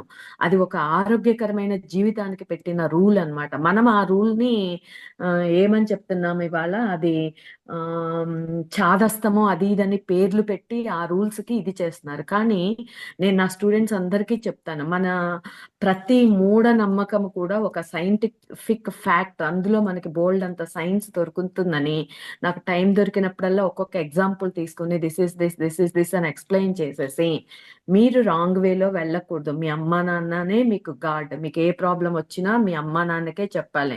ఈ అట్రాక్షన్స్ అన్ని వైపుకి వెళ్ళొద్దు. ఒకవేళ బర్త్‌డేకి అలా కొంతమంది పిల్లలు పిచ్చి పిచ్చి డ్రెస్సులేసుకొని వస్తారు. వాళ్ళని ఆ టైంకి వదిలేసి తర్వాత నేను వెళ్ళే క్లాసులకి ఆ పిల్లలు నాకు క్లోజ్ అయితే పిలిచేసి, "అమ్మ ఇలాంటి డ్రెస్సులు మీ అమ్మా నాన్నతో బయటికి వెళ్ళేటప్పుడు వేసుకోండి. స్కూలుకి వెళ్ళేటప్పుడు అందరి దృష్టి స్కూల్లో ఉన్న 10థ్ పిల్లలున్నారు, 11థ్ వాళ్ళున్నారు, 12థ్ వాళ్ళున్నారు. వీళ్ళందరి దృష్టి మీ మీద పడిపోతుంది. అలా పడకుండా ఉండాలి. స్కూలుకి స్లీవ్‌లెస్ వేసుకోకుండా వచ్చేయండి. స్లీవ్‌లెస్ డ్రెస్సుల్లో స్కూలుకి రాకూడదు. మీరు ఇలాంటి డ్రెస్సులు వేసుకొని రండి." అదే మగ పిల్లలకు కూడా చెప్తాను సార్. టార్న్ జీన్స్ ఇలాంటివి అలాంటివి రాకండి. ఒక్కోసారి నాకు ఆ టార్న్ జీన్స్ ఉందని తెలియనప్పుడు ఇదేంటిరా అంత డబ్బులు పోసి చిరిగిపోయిన బట్టలు ఎవర్రా కొనుక్కొచ్చారంటే అప్పుడు చెప్పారు అవి టాన్ జీన్స్ అన్ని. ఇదేంట్రా అనకూడదు కానీ వేరే భాష ముష్టి వెధవల్లాగా ఇలాగ వేసుకొచ్చారు. అంత డబ్బులు పోసి ఆ చిరిగిపోయిన బట్టలు కొనుక్కోవాల్సిన అవసరం ఏంటి? మా ఒక పర్టికులర్ ప్రిన్సిపల్ అయితే అలా టాన్ జీన్స్ వేసుకొచ్చిన పిల్లాడికి ఇమీడియట్ గా పేరెంట్ ని పిలిచి కూడా ఇంటికి పంపించి we don't allow these kind of birthday dresses in the schools అని ఇంటికి కూడా పంపించేసాము. ఏదైనా సరే మన ఇంటి నుంచి కూడా ఇంట్లో కూడా అమ్మ నైటీ వేసుకొని కిచెన్ లో తిరుగుతుందంటే నువ్వు వేసుకొని తిరిగితే నేను తిరిగితే ఏమైందని పిల్లలు కూడా మాట్లాడతారు. ఏదైనా నైటీ అనేది అది ఎంతవరకు ఎలవడో అంతవరకు వేసుకొని మన కల్చర్ లో ఏంటి లేవగానే స్నానం చేసేసి నీట్ గా మంచి మామూలుగా బట్టలు వేసుకొని ఎవరన్నా ఇంటికి వచ్చినా అబ్బా వీళ్ళ ఇంట్లో ఇల్లాలు చక్కగా ఉంది, ఇల్లు చక్కగా ఉంది. బయట వాళ్లే కాదు మన వాళ్ళు కూడా మనం ఆల్ ఆఫ్ ఎ సడన్ ఇంట్లోకి వచ్చినప్పుడు అలా కనిపిస్తే మనకు కూడా మన మైండ్ మీద ఒక నెగిటివ్ ఎఫెక్ట్ వెళ్తుంది. ఈవెన్ మగ పిల్లలు కానీ మగవాళ్ళు కానీ ఇంట్లో ఉన్నా కూడా పెద్దవాళ్ళ విషయంలో పాపం మనం ఏమీ అనడానికి లేదు. వాళ్ళు లుంగి వేసుకొని కూర్చున్నా బనియన్ లేకుండా కూర్చున్నా we have to accept them. But certain age దాకా ఇంట్లో ఉన్న మగవాళ్ళు కూడా షార్ట్స్ ఇవి అవి వేసుకోకుండా ఫుల్ డ్రెస్ వేసుకొని ఇంట్లో తిరిగి ఆ టైం టు టైం మనకి నిద్రపోయే టైం 10 అనుకున్నాం అనుకోండి, 10కి నిద్రపోండి, 5కో 6కో లేవండి. అంతేగాని నేను 3 దాకా మేల్కొని ఉంటాను, మార్నింగ్ 8 దాకా నిద్రపోతాను అంటే ఇవన్నీ సొసైటీలో పట్టిన అవలక్షణాలు సార్. ఇప్పుడు చదువులు కూడా ఇలాగే అయిపోయినాయి. నేను 12 దెయ్యాలు తిరిగేటప్పుడు ఏం చదువులు సార్? బయలాజికల్ క్లాక్ ని డిస్టర్బ్ చేసుకొని ఫ్యూచర్ లో ఎన్ని హెల్త్ ఇష్యూస్ వాళ్ళు ఫేస్ చేయబోతున్నారు. ఇవన్నీ నేను రోజు రెగ్యులర్ గా నాకు ఛాన్స్ దొరికినప్పుడల్లా ఇవే ప్రీచింగ్ అండి. పేరెంట్స్ వచ్చినా కూడా చెప్తాను, వాళ్ళు చెప్తారు మా మాట వినట్లేదు మీరు చెప్పండి అని. సో నేను కంటిన్యూస్ గా కూర్చోబెట్టి ఇవేవే చెప్పేస్తాను. వాళ్ళు నన్ను ఓల్డ్ ఫ్యాషన్ అనుకోండి, వీడికి ట్రెడిషన్ తెలియదు అనుకోండి, పద్ధతులు తెలియదు అనుకోండి, ఏమన్నా అనుకోనియండి. నేనైతే ఇదే, మీ అమ్మా నాన్న మీకు గురువు దైవము, వాళ్ళని వదిలేసి వెళ్ళొద్దు. మీరు వేరే ఎవరో చెప్పిన మాటలు విని ఏదో ఇల్యూజన్స్ లోని వాళ్ళ వెంట వీళ్ళ వెంట అలా వెళ్ళొద్దు. అసలు అది మంచి పద్ధతి కాదు. మీకు ఏదైనా మీ అమ్మా నాన్నే మిమ్మల్ని కాపాడుతారు తప్ప ఎటు వేరే రాంగ్ డైరెక్షన్ లో వెళ్ళకూడదు. ఒక్కసారి ఒక్క నెగిటివ్ వేలో వెళ్ళారంటే, ఒక్క నెగిటివ్ ఒపీనియన్ వచ్చిందంటే దాన్ని సరి చేసుకోవడానికి కొన్ని ఇయర్స్ పడుతుంది. పాజిటివ్ తెచ్చుకోవాలంటే కొన్ని ఇయర్స్ పడుతుంది. నెగిటివ్ తెచ్చుకోవడానికి ఫ్రాక్షన్ ఆఫ్ ఏ సెకండ్ చాలు అని రెగ్యులర్ గా అలాంగ్ విత్ నా మ్యాథ్స్ లెసన్ తో పాటు రోజు ఇది కొంచెం ఇంజెక్ట్ చేస్తూ ఉంటాను సార్. మరి ఇన్ని లవ్ అఫైర్స్ అన్ని బ్రేక్ చేస్తున్నాను కాబట్టి మరి నాకు పాపం తగులుతుందో ఏమో గానీ తెలియదు. సో ఇక్కడ మనిషిని రెచ్చగొట్టేది ఆకర్షణతో కాదు, శరీరంతో కూడా కాదు. మనిషిని రెచ్చగొట్టాల్సింది ఆలోచనతో. సో ఇప్పుడు మనము స్కూల్కి వెళ్తాం, స్కూల్ తర్వాత కాలేజ్కి వెళ్తాం, కాలేజ్ తర్వాత ఉద్యోగం చేస్తాం, ఉద్యోగం వచ్చిన తర్వాత ఇంట్లో పెళ్లి చేస్తారు, పెళ్లి చేసిన తర్వాత పిల్లలు కంటాం. సో ఇది సీక్వెన్స్, ఏబిసిడి అలాగా సీక్వెన్స్. చదువుకోవడం, ఉద్యోగం తెచ్చుకోవడం, పెళ్లి చేసుకోవడం, పిల్లలు కనడం. చదువుకునే టైంలో చదువుకోకుండా పిల్లలు కనేస్తాను అంటే ఎవరు ఉద్యోగం చేస్తారు? అదొక పాయింట్. అలాగే చదువుకోవాలి, ఉద్యోగం చేయాలి, పెళ్లి చేసుకోవాలి, పిల్లలు కనాలి. నేను డైరెక్ట్గా చదువుకునే టైంలోనే పిల్లలు కనేస్తాను అంటే సో చదువుకునేది ఎవరు, ఉద్యోగం చేసేది ఎవరు, పెళ్లి చేసుకునేది ఎవరు? సో ఇప్పుడు చదువుకునే టైంలోనే నేను పిల్లలు కనేస్తాను, పిల్లలు కనేశారు. ఓకే, పిల్లలు చూసుకోవడానికి టైం ఉంటుంది. మరి ఉద్యోగం ఎత్తుక్కునే దానికి టైం ఎక్కడ ఉంటుంది? వాళ్ళు అడ్డం పడతా ఉంటారు. పెళ్లి చేసుకునే దానికి టైం యాడ్ ఉంటుంది. సమాజంలో కుటుంబం యొక్క గౌరవం మర్యాద కుంచుకుపోతుంది. సో అమ్మాయి తప్పు చేసినా, అబ్బాయి తప్పు చేసినా చదువుకునే రోజుల్లో అనేది వాళ్ళ అమ్మా నాన్న. మీరు చేసిన తప్పుకి మీ అమ్మా నాన్నలు గురవుతారు. సో నా స్వేచ్ఛ, ఓకే, మీ స్వేచ్ఛ. మీరు ఎంచుకోవచ్చు, ఒక అబ్బాయిని ఎంచుకోవచ్చు లేదా ఒక అమ్మాయిని ఎంచుకోవచ్చు. సో ప్రేమించవచ్చు, ఓకే, మీరు పిల్లలు కనొచ్చు, అది మీ స్వేచ్ఛ. కానీ మీ స్వేచ్ఛ వల్ల వేరొకళ్ళు బాధపడకూడదు. ఇక్కడ ఎవరిని తిడుతున్నారు? ఎవరు ఇంట్లోంచి బయటకు రాలేకపోతాం. ఇప్పుడు దాకా గౌరవంగా మర్యాదగా ఫ్యామిలీని సొసైటీలో ఎస్టాబ్లిష్ చేసిన వ్యక్తులు తల్లిదండ్రులు. సో దాన్నే తీసేస్తే ఒక సీక్వెన్స్ ప్రకారం జీవితం వెళ్తే ఎవరికి ఎటువంటి ప్రాబ్లం లేదు. చదువుకునే రోజుల్లో చదువుకోవాలి. స్కూల్కి ఎందుకు వెళ్తున్నావు అని అడిగితే సమాధానం చదువుకునే దానికే అని రావాలి. ఏదో సినిమాలకు వెళ్తానో లేకపోతే ప్రేమించడానికనో ఇలాంటి సమాధానాలు రాకూడదు. చదువుకునే వయసులో చదువుకోవాలి, ప్రేమించే వయసులో ప్రేమించాలి, ఉద్యోగం చేయాల్సిన వయసులో ఉద్యోగం చేయాలి, పెళ్లి చేసుకోవాల్సిన వయసులో పెళ్లి చేసుకోవాలి, పిల్లలు కనాల్సిన వయసులో పిల్లలు కనాలి. సో ఇక్కడ నేను చదువుకునే రోజుల్లో డైరెక్ట్గా జంప్ చేసేసి నేను పిల్లలు కనేస్తానంటే ఉద్యోగం చేసేది ఎవరు, పెళ్లి చేసుకునేది ఎవరు? సో ఇది తలకిందలవుతుంది. ఏ తర్వాత బి రావాలి, బి తర్వాత సి రావాలి, సి తర్వాత డి రావాలి. సో ఈ జ్ఞానం అనేది పోతుంది. దాన్ని పవర్ఫుల్ గా కొన్ని సినిమాలు ఎస్టాబ్లిష్ చేశారు. చిత్రం అనే సినిమా, బాయ్స్ అనే సినిమా మీరు చూస్తే చదువుకునే రోజుల్లో పిల్లలు కనడం, సో పెళ్లి చేసుకోవడం జరిగినప్పుడు వాళ్ళు సొసైటీలో ఎంత లీస్ట్ పడిపోతారు, ఆఖరికి ఎటువంటి దారుణమైన పరిస్థితుల్లోకి వెళ్తారు అనేది ఆ సినిమాలు చెప్తున్నాయి. చాలా బోల్డ్గా తీశారు. చిత్రం అనే సినిమా, బాయ్స్ అనే సినిమా తెలుగులో వచ్చినాయి. సో చూస్తే ప్రతి ఒక్కళ్ళు అలా చేయరు. ఆ సినిమా చూసిన వాళ్ళు చదువుకునే రోజుల్లో ఎవరు ప్రేమించరు, ఎవరు పిల్లలు కనరు. మంచి పాయింట్ అండి యశోద గారు. ఇంకెవరైనా ఏదైనా చెప్తారా? స్వేచ్ఛ, వస్త్రధారణ, ధర్మం.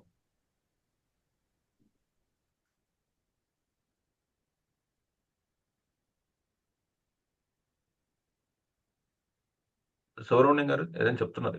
రాధిక గారు చెప్తారా? స్వేచ్ఛ వస్త్రధారణ, స్వేచ్ఛ వస్త్రధారణ ధర్మం అనేది నేను అందరికీ చెప్పేంత స్థితిలో నేను ఉన్నానో లేదో తెలీదు.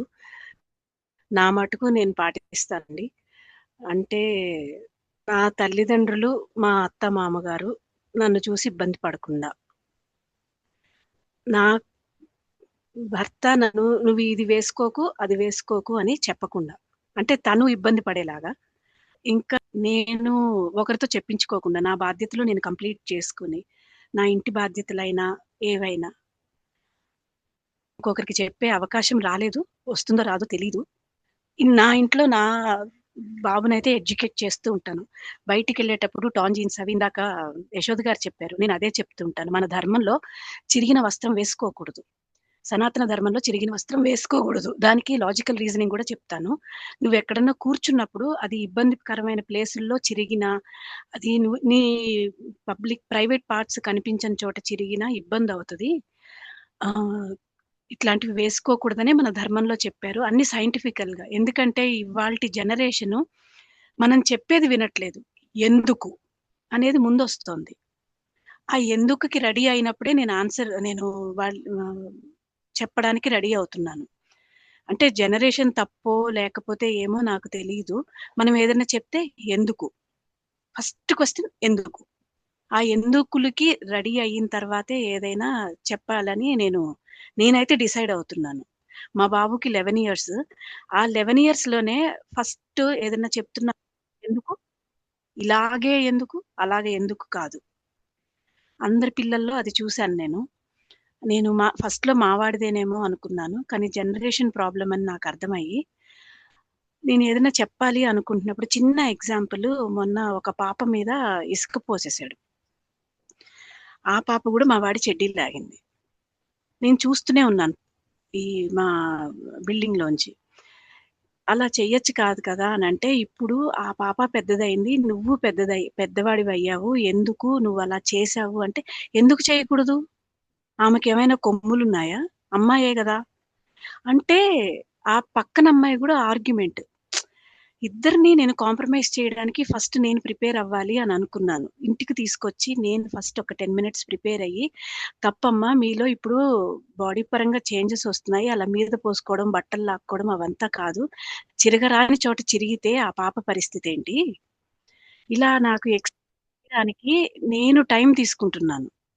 సో, నేను స్వేచ్ఛని వాడికి అలవాటు చేస్తూ, నేను స్వేచ్ఛగా ఉంటూ, వస్త్రధారణను వాడికి అలవాటు చేస్తూ, నేను లిమిట్‌లో ఉంటూ, అందరికీ చెప్తే వింటారో లేదో తెలీదు. నా మాట వినే వాళ్ళకి చెప్తూ, ఇలా వెళ్తూ ఉన్నాను నేను.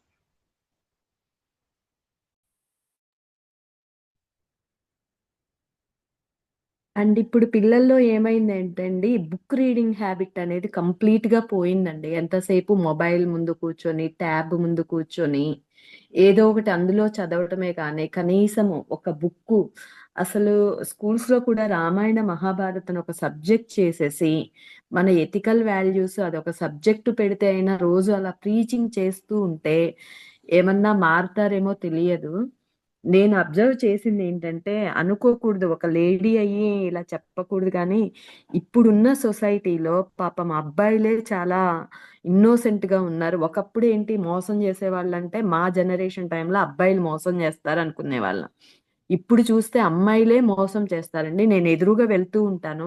మా స్కూల్‌లో ప్రతి నూక్ అండ్ కార్నర్‌లోనూ సీసీ కెమెరా ఉంటుంది. సడెన్‌గా వెనక్గా వచ్చి అబ్బాయి పాపం ఖాళీగా నుంచునుంటాడండి. టప్‌మని వీపు మీద ఒకటేసెళ్తారు. ఏంటమ్మా అంటే, "నేనేం చేశాను మేడం? నాకేం తెలియదు మేడం." పాపం ఆ అబ్బాయికి కూడా ఎవరు కొట్టారు, తన వెనక ఏంటి అని తెలీదు. అలా ఒకసారైతే ఒక అమ్మాయి ఆ అబ్బాయిని కాలుతో తంతే అది సీసీ కెమెరాలో క్లియర్‌గా కనిపిస్తే అప్పుడు మా ప్రిన్సిపల్ వచ్చి పేరెంట్‌ని పిలిచేసి ఇది చేశారండి. సో, దాన్ని బట్టేసి ఈ జనరేషన్‌లో మనం కాపాడాల్సింది అమ్మాయిల్ని కాదండి, అబ్బాయిల్ని అని నాకు క్లియర్‌గా అనిపిస్తుంది. నేను చూసిన దాన్ని బట్టి నా స్కూల్‌లో 1800 మెంబర్స్ పిల్లలుంటారు. So, right from first standard నుంచి 12థ్ దాకా ఉంటారు. సో, వీళ్ళనందరిని అబ్జర్వ్ చేసినాక ఏంటంటే, ఇవాళ రేపు అసలు బీయింగ్ ఎ లేడీ అమ్మాయిలు ఎలా ఉన్నారంటే, అంటే అందరూ ఉంటారని కాదు. మంచి వాళ్ళు కూడా ఉంటారు. బట్ అమ్మాయిలే చాలా ఇదిగా ఉన్నారండి. సో, అందుకూరి వీరేశలింగం గారు ఏం చెప్పారంటే, చిరిగిన చొక్కా అయినా తొడుక్కో, కానీ ఒక మంచి పుస్తకం కొనుక్కో అని చెప్పారు. అంటే ఏంటంటే, ఆయన ఉద్దేశం ఏంది అంటే, వస్త్రాలంకరణ అనేది కాదు. జ్ఞానం అనేది నీకు మర్యాద, గౌరవం అనేది ఇస్తుంది. సో, ఒక పుస్తకం కొనుక్కుంటే జ్ఞానం వస్తుంది. అలానే గాంధీ గారు ఒక ఒక లేడీ బట్టలు ఉతుకుతూ, ఆమె చిరిగిపోయిన చీరతో బట్టలు ఉతుకుతూ ఉంటే చూసి ఆయన పైన యేసుకున్న ధోవతి దాన్ని తీసి నీళ్ళలో వదిలాడు. నీళ్ళలో వదిలితే అది కొట్టుకొని వెళ్తే అది తీసుకొని ఆమె కట్టుకుందనమాట. అంటే సో, గాంధీ గారు గూడా పైన ఏమి యేసుకోకుండా ఓన్లీ ఒక ధోతి కట్టుకొని స్వతంత్రం తీసుకొచ్చారు. అంటే వస్త్రధారణ అనేది ఇంపార్టెంటే. కానీ మన దృష్టి దానివల్ల ఏం రెస్పెక్ట్ ఇస్తా ఉంది? మనం యేసుకోవడం అనేది కరెక్టే. కానీ దానివల్ల అవుట్‌పుట్ ఏమొస్తా ఉంది? రిజల్ట్ ఏమొస్తా ఉంది? ఒక కన్‌ఫ్యూజనా? ఒక గందరగోళమా? లేదా ఒక భక్త్యా? ఒక మర్యాద? అనేది మనం గుర్తుపెట్టుకోవాలా. సో, ఆ రిజల్ట్ గాని రాంగ్ అయినప్పుడు వస్త్రం శరీరాన్ని కప్పుతుంది. అర్థం సందర్భాన్ని బట్టి మారుతుంది. చిరిగిన వస్త్రాలు ప్రాచీన గ్రంథాల్లో వేసుకోకూడదని చెప్పలేదు. కానీ ఏ అర్థాన్ని ఇస్తున్నాయి? ఒక నిరుపేద ఉంటాడు. చినిగిపోయినవే యేసుకుంటాడు. కాగితాలు ఏరుకునేవాడు ఉంటాడు. చినిగిపోయిన గుడ్డలే యేసుకుంటాడు. పొలంలో పని చేసేవాడు చిరిగిపోయినవే యేసుకుంటాడు. ఓకే. సాధువులు, సన్యాసులు గూడా త్యాగానికి చిహ్నంగా బట్టలు చాలా తక్కువ వేసుకుంటారు. ఇది అహంకారం కాదు. సాధువులు చిరిగిన వస్త్రాలు పేదరికం గాదు, అనాసక్తి. ఓకే. వాతావరణం భక్తిమయం అయినప్పుడు చూపు శుద్ధి అవుతుంది. ఉద్దేశం ఆధ్యాత్మికం అవుతుంది. అందుకే ఇక్కడ చిరిగిన వస్త్రం అశ్లీలం కాదు. ఒక సందేశం. అదే మనం కావాలని చింపుకొని యేసుకుంటే ఏమి అవుట్‌పుట్ ఇస్తున్నాం? ఏం రిజల్ట్ ఇస్తున్నాం సమాజానికి? ఇక్కడ వివేకం అవసరం. ఒకే వస్తువు ఒక చోట పవిత్రం, ఇంకో చోట అసౌకర్యం అయినప్పుడు, మనం ఆ వస్తువుని ఎక్కడ వాడాలి అనేది తెలుసుకోవాలి. చిరిగిన వస్త్రాలు అంటే అది పేదరికం వల్ల చెరగొచ్చు, ప్రమాదం వల్ల చెరగొచ్చు, ఒక నిర్లక్ష్యం వల్ల చెరగొచ్చు, ఫ్యాషన్ వల్ల కూడా చించేసుకోవచ్చు. కానీ ప్రతి కారణానికి ఒక స్పందన ఒకేలాగా ఉండదు.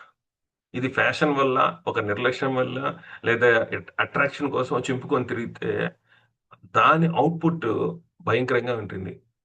ఒక ప్రమాదం వల్లో, ఒక పేదరికం వల్లో ఆ చొక్కా చినిగిపోయిన చొక్కా వేసుకుంటే అతని మీద జాలి కలుగుతుంది.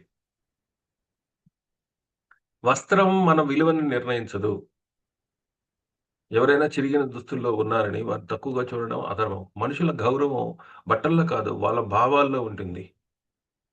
సందర్భాన్ని పట్టించుకోవడం స్వేచ్ఛ కాదు. కొన్ని ప్రదేశాల్లో పాఠశాలలు, కార్యాలయాలు, సామాజిక సమావేశాలు జరిగే దగ్గర ఇక్కడ దుస్తులు వ్యక్తిని మాత్రమే కాదు, పరిసరాలు కూడా ప్రభావితం చేస్తాయి. ఇది నియంత్రణ కాదు, సామాజిక అవగాహన. సో మనము ఇంట్లో ఉంటే ఎలా ఉంటాం? ఇంట్లో ఉంటే సాదాసీదాగా మనకు నచ్చిన కన్వీనియంట్ బట్టలు వేసుకొని ఉంటాం. అదే మిమ్మల్ని ఒక ఫంక్షన్‌కి ముఖ్య అతిథిగా పిలిస్తే మీరు ఎలా తయారై వెళ్తారు? ఎందుకు? అక్కడ కూడా మీరు మామూలుగా ఉండొచ్చు గదా! ఇంట్లో ఎలాంటి బట్టలేసుకుంటారో, నైటీలు, షార్ట్‌లు, లుంగీలు కట్టుకొని కన్వీనియంట్‌గా ఉంటారు. ఒక్క ఫంక్షన్‌కి మిమ్మల్ని ముఖ్య అతిథిగా పిలిచినప్పుడు మీరు కోటేసుకుంటారు, సూటేసుకుంటారు, లేదా పట్టు వస్త్రాలు కట్టుకుంటారు. తెలుపు వస్త్రాలు జిగేలుమనేవి యేసుకొని ఆ ముఖ్య అతిథి ప్రసంగాన్ని ఇస్తారు. సందర్భం, ఎన్విరాన్మెంట్ చాలా అవసరం. ఈ అవగాహన ఉంటేనే మనం తెలివిగా బతకగలుగుతాం. ఈ అవగాహన లేనప్పుడు ఏది తప్పో, ఏది ఒప్పో అర్థం కాదు. సో, వర్షంలో తడవడం అనేది మీ ఇష్టం. వర్షంలో తడవచ్చు. నాకు వర్షంలో తడవడం ఇష్టమండి. నేను వర్షంలో తడుస్తానండి. అది మీ స్వేచ్ఛ. తడవచ్చు, ఆడుకోవచ్చు. కానీ ఆ తడిసిన బట్టలేసుకొని నువ్వు స్కూలుకొస్తానంటే కరెక్ట్ కాదు. అది అందరికీ అసౌకర్యం అవుతుంది. అందరూ మిమ్మల్నే చూస్తారు. టీచర్ చెప్పే పాఠాలు వినకుండా అందరూ తడిచిన బట్టల్లో ఉండే అమ్మాయినే చూస్తారు. That is wrong. సో, ఇక్కడ వాతావరణం అనేది చాలా ఇంపార్టెంటు. తడవడం తప్పు కాదు. తడిచి నలుగురి మధ్యకి రావడం తప్పు. సమయం, స్థలం అర్థాన్ని నిర్ణయిస్తాయి. వస్త్రాలు పై అర్థం పెట్టే మనస్సు సమస్యకి మూలమవుతుంది. జ్ఞానాన్ని మీద మనసు పెట్టే మనసు ప్రకాశవంతం అవుతుంది. ధర్మం వస్త్రాన్ని కాదు, వివేకాన్ని సూచిస్తుంది. స్వేచ్ఛ రూపాన్ని కాదు, స్పష్టతనిస్తుంది. వస్త్రం ఎంచుకో, కానీ నీ అవగాహనతో ఎంచుకో. సో, అది ప్రాబ్లమ్ క్రియేట్ చేస్తుంటే, నీ వస్త్రధారణ ఇతరులకి అది ప్రాబ్లమ్ క్రియేట్ చేస్తా అంటే, కొంతమంది 6 ప్యాక్స్ చేస్తారంట. ఎందుకు చేస్తారో కూడా తెలీదు. ఆ 6 ప్యాక్ చేసినోడు గమ్ముగుంటాడా? పైనంతా కండలు కనిపించేటట్టు అందరూ చూడాలి అని చెప్పేసి వాడు హాఫ్ నెకెడ్‌తో బయట తిరుగుతా ఉంటాడు. నువ్వు కండలు ఎందుకు పెంచావు? దేశాన్ని రక్షించడానికా? నీ కుటుంబాన్ని రక్షించడానికా? ఎందుకు? కేవలం ఇతరులను అట్రాక్ట్ చేయడానికా? కేవలం ఇతరులకి అట్రాక్ట్ చేయడానికి ఇంత శ్రమపడి ఇంత చేస్తున్నావు. దీనివల్ల నీకు గాని, నీ మీద డిపెండ్ అయిన ఫ్యామిలీ మెంబర్స్ గాని ఎటువంటి యూజ్ ఉండదు. కానీ ఆ కండలు పెంచి ఒకరిని రక్షించడానికో, దేశాన్ని కాపాడడానికో, లేకపోతే నీ కుటుంబాన్ని కాపాడడానికో, లేతే సమాజంలో జరుగుతున్న అరాచకాలని పోరాడడానికో నీ శక్తిని ఉపయోగించినప్పుడు నువ్వు చేసిన 6 ప్యాక్‌కి ఒక గౌరవం ఉంటది.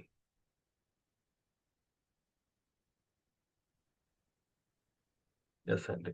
ఇంకెవరైనా చెప్తారండి? మంజుల గారు? Yes sir. Actually I want to say yes. ఏమంటే మనం స్వేచ్ఛ గురించి మాట్లాడుకుంటున్నాము. కానీ అసలు స్వేచ్ఛ ఉండడము, లేకపోవడము, స్వేచ్ఛ పేరుతో చేసే పనులన్నిటికి కూడా రీజన్ జడ్జింగ్ అనే నాకు అనిపిస్తది సార్. అంటే మనం చూసింది, చూడంది, వినంది ప్రతి ఒక్క దాని గురించి, ప్రతి ఒక్కళ్ళ గురించి జడ్జ్ చేసేస్తాము.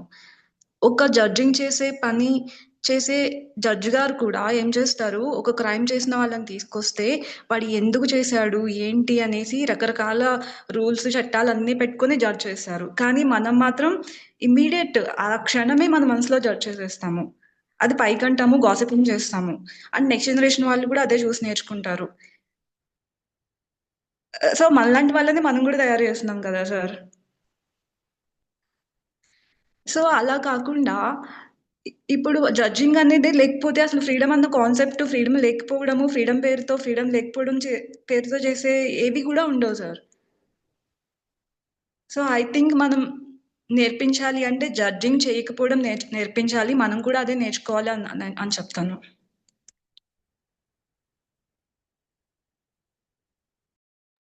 ఇప్పుడు ఇప్పుడు సపోజ్ నువ్వు సాదాసీదా వస్త్రాలు వేసుకొని పోయావనుకోండి సమాజంలోకి. సో, సాదాసీదా బట్టలు వేసుకున్న వ్యక్తికి అంత గౌరవం లభించదు యాక్చువల్‌గా. సో, అలంకారం చేసుకొని జిగేల్ జిగేల్ అనే దుస్తులు వేసుకునేవాడికి ఇతను ఒక గొప్ప ధనవంతుడు అని చెప్పేసి రెస్పెక్ట్ అనేది ఎక్కువ ఉంటుంది.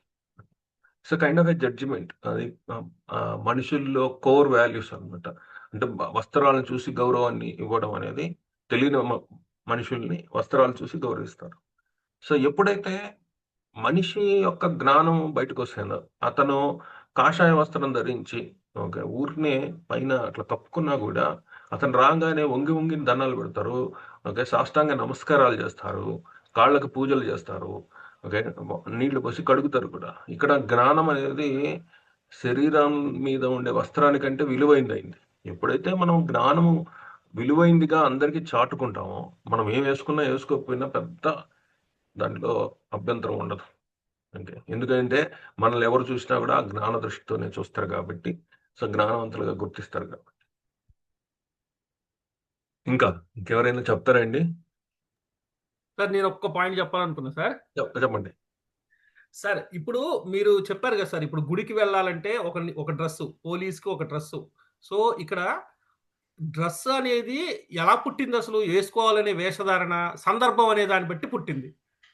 సో ఇప్పుడు సందర్భోచితంగా వేసుకునే డ్రెస్సుల యొక్క అకేషన్కి వెళ్ళినప్పుడు ఎటువంటి డిస్కషన్స్ ఏం లేవు. ఎందుకంటే దానివల్ల ఏ అగ్గిరవ్వ కూడా రాజేయబడట్లేదు. కానీ సందర్భోచితంగా కాకుండా ఉండే సిచ్యువేషను, అటువంటి అకేషను జరిగినప్పుడు వేసుకునే వస్త్రధారణ వల్లే ప్రాబ్లం అవుతుంది. సో ఆ వస్త్రధారణ అనేది ఇప్పుడు ఫర్ ఎగ్జాంపుల్ ఏదో ఒక చెప్పుకోలేని ఒక సందర్భంలో వేసుకున్న ఒక వస్త్రధారణ వల్లే ఇప్పుడు ఇదంతా జరిగింది. సో అటువంటి అకేషన్స్ జరిగే ప్లేసెస్ ఏవైతే ఉన్నాయో ఆ ప్లేసెస్ని ఇదివరకు కూడా ఉన్నాయి సార్ పూర్వకాలంలో. అంటే వేశ్య గృహాలు కానీ, పానీయాలు అదే సారా ఇవి కానీ రాజుల కాలం నుంచి ఉన్నాయి. కానీ అవి ఏంటంటే ఊర్వశి, మేనక. సో అవి దాని ఏమంటారంటే అవి వేరే ప్లేసుల్లో ఉండేవి. దానికి వెళ్ళే వయసు వాళ్ళు, దానికి ఈ వయసు వాళ్ళు వెళ్ళాలి అనే రిస్ట్రిక్షన్స్ అట్లా కూడా ఉండేవి. కానీ ఆ సందర్భాలను ఇప్పుడు మనుషులు సౌకర్యం అనే పేరుతో ఇంట్లోకి తెచ్చేసుకుంటున్నారు వాటిని. దానికి నేను ఒక మాట చెప్తా సార్. ఇప్పుడు అపార్ట్మెంట్లు, కమ్యూనిటీలని సిటీల్లో విపరీతంగా పెరిగిపోయినాయి సార్. వాటిల్లో వీటిని తీసుకొచ్చేసారు. అపార్ట్మెంట్లోనే స్విమ్మింగ్ పూల్ ఉండి ఇంట్లో ఆ వయసు పడిన వాళ్ళతో సహా అందరూ దానికి మళ్ళీ ప్యాంట్ షర్ట్ వేసుకొని స్విమ్మింగ్ పూల్కి రాకూడదు. దానికి ఒక డ్రెస్ కోడ్. సో అక్కడ వేషధారణ మళ్ళీ వచ్చింది. వేషధారణ అసభ్యంగా ఉండే ఒక సందర్భం కావాల్సిన ఆ అకేషన్ కావాల్సిన సెంటర్ని కూడా ఇంట్లోకి తీసుకొచ్చి పెట్టుకుంటున్నారు. క్లబ్ని ఇంట్లోకి తీసుకొచ్చి పెట్టుకుంటున్నారు. ఇక కేవలం ఒక 5-6 సంవత్సరాల్లో సామాన్యుల మధ్యతరగతి కుటుంబాలు కూడా ఈ అపార్ట్మెంట్లకి, ఈ హైరేజ్లకి వెళ్ళి దాంట్లో ఒక బార్ని, క్యాసినోని, క్లబ్బులను కూడా తీసుకొచ్చి పెట్టుకుంటున్నారు. ఇప్పుడు ఆల్రెడీ క్లబ్లు వచ్చేసినాయి, క్లబ్ హౌస్ అని. సో పిల్లలకి చిన్నప్పటి నుంచే వీటిని పరిచయం చేపించేస్తున్నారు. సో పిల్లలకి చిన్నప్పటి నుంచే ఇవి పరిచయం చేపిస్తే వాళ్ళ దృష్టికోణాన్ని నువ్వు చెడగొట్టేసిన తర్వాత వాళ్ళు చిన్నపిల్లలకే ఇలా రకరకాల అమ్మాయిలు అనుకోండి ఇంకా అట్రాక్టివ్గా కనపడేటట్టు తల్లులే వేషధారణ వేసి ఆ క్లబ్బులకి, ఆ స్విమ్మింగ్ పూల్స్కి వాటికి పంపించే అలవాటు చేసేస్తే 20 ఏళ్ళ తర్వాత వాళ్ళు తప్పెలా చేయకుండా ఉంటారు సార్? ఖచ్చితంగా జరుగుతుంది. సో నేను ఏమంటున్నానంటే ఈ సందర్భాన్ని క్రియేట్ చేసే ఒక సెంటర్స్ కూడా వాటిని జనాలు ఇంటికి తెచ్చేసేసుకుంటున్నారు. ఇది రాంగ్ అంటున్నా నేను. అవి అక్కడ దూరంగా ఉంటేనే ఆ వయసు వచ్చినప్పుడు ఎవరికైనా దానికి సంబంధించిన బుద్ధి ఉన్న వాళ్ళు అటు పోతారు. దానికి జ్ఞానోదయం కలిగించే వాళ్ళు వెళ్లకుండా ఉంటారు. అది కూడా కొంత నియంత్రణ చేస్తుందని నేను అనుకుంటాను. ఈ కన్ఫ్యూజన్స్ వల్ల మానసిక మనశ్శాంతి కోల్పోతా ఉంటారు జనాలు. సో ఇలా చిన్న చిన్న విషయాలే పెద్ద పెద్ద సందర్భాల్ని క్రియేట్ చేస్తా ఉంటాయి. సో ఏముందిలే పోనీలే పర్లేదులే అని చెప్పేసి అనుకుంటే, ఇప్పుడు మనము ఏం చేస్తామండి, వజ్రాలు, బంగారం, ల్యాండ్ డాక్యుమెంట్స్ ఇలాంటివన్నీ ఏం చేస్తాం, బ్యాంకుల్లో సురక్షితమైన లాకర్స్లో పెట్టుకుంటాం. ఓకే సో అందం కూడా ఒక అసెట్ కదండి. ఆ అందాన్ని సో పబ్లిక్లో వజ్రాన్ని పెడితే ఏమవుతుంది? ఎగబడి దోచుకొని వెళ్తారు. దొంగలకి అట్రాక్షన్. సో జాగ్రత్త. అంటే నేను పూర్తిగా ఇప్పేయమని చెప్పడం లేదు, పూర్తిగా వేసుకోవడం అనేది నియంత్రణ అనేది అలా కూడా చేయొద్దు అంటున్నాను. ఎస్ మీరు చెప్పింది కరెక్టే. నవీన్ గారు చెప్పండి. అయ్యా నవీన్ గారు. నవీన్ గారు ఉన్నారయ్యా? హ్యాండ్ రైజ్ చేశారు. ఓకే చెప్పండి అయ్యా. వస్త్రధారణ మనము గుడిలోకి వెళ్తాం కదా సార్, ఎక్కువ మనము కంప్లీట్ ఒక ధ్యానంలో అంటే ఒక మంచి ఉద్దేశంతో వెళ్ళాలంటే ఈ మన రెగ్యులర్ బట్టల కంటే ఏమంటారు మన పంచ ధోతి అనేటివి ఉంటాయి కదా సార్, మన పాత సాంప్రదాయం లేకుంటే కాషాయం అవి కట్టుకొని వెళ్తే ఇంకా కొద్దిగా ప్రశాంతత ఏమైనా దొరుకుతుందా సార్? సో ఇప్పుడు ఏంటంటే అలా ఎందుకు పెట్టారు? ఇప్పుడు తిరుపతికి దర్శనానికి వెళ్తే మీరు కంపల్సరీగా చీర కట్టుకోవాలి, సో ధోతి కట్టుకోవాలి. ఇవన్నీ ఎందుకు పెట్టారు అంటే అక్కడ ఎన్విరాన్మెంట్ డివోషన్ అండి. ఆ డివోషన్ ని చెడగొట్టకూడదు. అంటే దేవుడి మీదే కాన్సన్ట్రేషన్ ఉండాలి కానీ ఇప్పుడు ఎవరో సెలబ్రిటీ వచ్చారు, ఆ సెలబ్రిటీ అరాకొర డ్రెస్సులు వేసుకుని వస్తే దేవుడిని చూడకుండా ఆమెను చూస్తారు కదా. ఓకే. సో అందుకని ఏంటంటే అది ఎవరైనా సరే, అది పిఎం అయినా సీఎం అయినా ఎంత పెద్ద సెలబ్రిటీ అయినా సరే, సో దేవుడి మీద దృష్టిని వాళ్ళు అట్రాక్ట్ చేయకూడదు.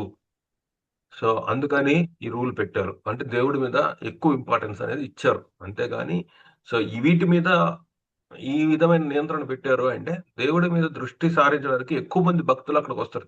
తిరుమలకి ఎందుకు వస్తారు? అందరూ దేవుడిని చూడడానికే కదా. పర్పస్ అయితే అదే కదా. అందుకని అవి పెట్టారు. నెక్స్ట్ సార్ జనరల్ నేను అడిగేది ఏమంటే జనరల్ గా మనం ఏమన్నా టెంపుల్ పోయినప్పుడు కూడా మనం ఆ మన రెగ్యులర్ వస్త్రధారణలో కాకుండా ఆ కాషాయం లేకపోతే వైట్ పంచ అట్లా వేరే వస్త్రధారణ జరిగితే మన మైండ్ కొద్దిగా అంటే ఎస్ ఆ పీస్ ఏమన్నా ఉంటుందా సార్? కాషాయం అంటే ఏంటంటే త్యాగానికి గుర్తు అనమాట. అన్ని వదిలేయమని గుర్తు. ఓకే. దేవుడి దగ్గరికి వెళ్ళేటప్పుడు అన్ని వదిలేసి వెళ్ళాలి. సో తెలివి, అందము, ఓకే, జ్ఞానము ఇవన్నీ వదిలేయాలి. దేవుడి దగ్గర మనం పరిశుద్ధమైన అసలు అందుకనే పుట్టిన పిల్లలు దేవుడితో సమానం అంటారు. అంటే వాళ్ళలో ఏమీ ఉండదు. పుట్టిన పిల్లల్లో ఏమీ ఉండదు. సో అన్నీ వదిలేసే మీరు దేవుడి దగ్గరికి వెళ్ళాలి. ఓకే. అందుకనే ఒక సింబాలిక్ గా కాషాయ వస్త్రం అనేది ధరించమన్నారు. Okay sir. నెక్స్ట్ ఇంకెవరైనా మాట్లాడతారండి? సార్ నేను చెప్పొచ్చు సార్? చెప్పండి అమ్మా, మాధవి రెడ్డి గారు చెప్పండి. సార్ ఇప్పుడు మనం ఏదైనా కూడా మనం ఇంటి నుంచే ప్రారంభం అవుతుంది సార్. ఇప్పుడు నేను ఒక అమ్మగా చెప్తున్నా, ఇప్పుడు మా ఇంట్లో ఇప్పుడు మగ పిల్లలు ఉంటారు, పుట్టిన పిల్లలు, కొడుకులు. ఇప్పుడు వాళ్ళ ముందర నేను అసభ్యంగా బట్టలు వేసుకుంటే అది పిల్లలనే మనమే స్వతహాగా చెడగొట్టుకున్నట్లు అవుతుంది. వాళ్ళ ప్రవర్తనలో ఈ మార్పు వస్తుంది. ఇవన్నీ మనమే మన పిల్లాన్ని చెడగొట్టుకున్నట్టుకి ఇది ఒక ఆస్కారం సార్. అంటే ఇప్పుడు సమాజం ఇప్పుడు ముందుగానే ఆల్రెడీ సినిమాల వల్ల దీనిల వల్ల పిల్లలు అన్ని కొంచెం ఆ దారిలో వెళ్తున్నారు. కాబట్టి ఇప్పుడు మనము ఒక తల్లిదండ్రిగా మన పిల్లల్ని మనం ఎలా మంచి దారిలో పెట్టుకోవాలి అని అంటే మనం ఫస్ట్ మనం మంచిగా ఉంటేనే వాళ్ళు కూడా అంటే అంతో ఇంతో మనం ప్రయత్నం అనేది చేస్తాము. మనమే ఆ విధంగా అట్లా బట్టలు వేసుకొని తిరిగితే పిల్లలు మన ముందరే చెడిపోవడానికి చాలా 100% 100% ఆస్కారం ఉంది అని నేను చెప్తాను. కాబట్టి అట్లాంటివి వేసుకోకూడదని నేను అంటాను. అసభ్యకరంగా బట్టలు వేసుకోకూడదు. ఒక తల్లిగా కూడా పిల్లలకు కూడా అమ్మ అనేది ఎట్లా ఉంటది, ఒక గౌరవంగా ఉండాలి అమ్మ అంటే.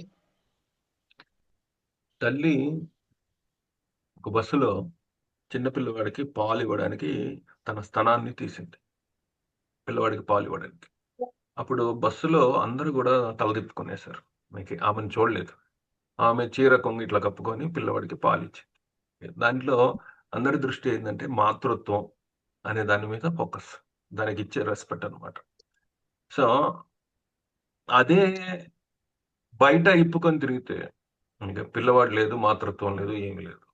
సో నేను బయట చూపిస్తానంటే అది అసభ్యం అవుతుంది. అందరూ ఎగబడతారు, చూస్తారు. This is not correct. So చూపు, మనం చూసే చూపు ఏ విధమైన వాటి మీద ఫోకస్ చేస్తూ ఉంది. సో దాంట్లో భక్తి, దైవత్వము, ఒక రెస్పెక్ట్, గౌరవం అనే ఉంటే మనము ఏ విధంగా ఉన్నా కూడా సమాజం నుంచి రెస్పెక్ట్ అందుతుంది. ఒక తల్లి పిల్లవాడికి పాలు ఇవ్వడం అనేది రెస్పెక్ట్తో కూడిన ఒక ఇదనమాట. దాన్ని ఎవరు తప్పుపట్టరు. అదే ఆ మాతృత్వం లేకుండా చేస్తే ఓకే. తన ప్రియుడికి ఆమె అలా ఇస్తోంది అనుకోండి, అందరూ చూస్తారు, ఫోటోలు తీస్తారు. అది ప్రాబ్లం. సో ఇక్కడ సందర్భం అనేది చాలా ఇంపార్టెంట్. ఇంకెవరైనా చెప్తారండి? థ్యాంక్ యూ అండి మాధవ్ రెడ్డి గారు. ఇంకెవరైనా ఏదైనా చెప్తారండి?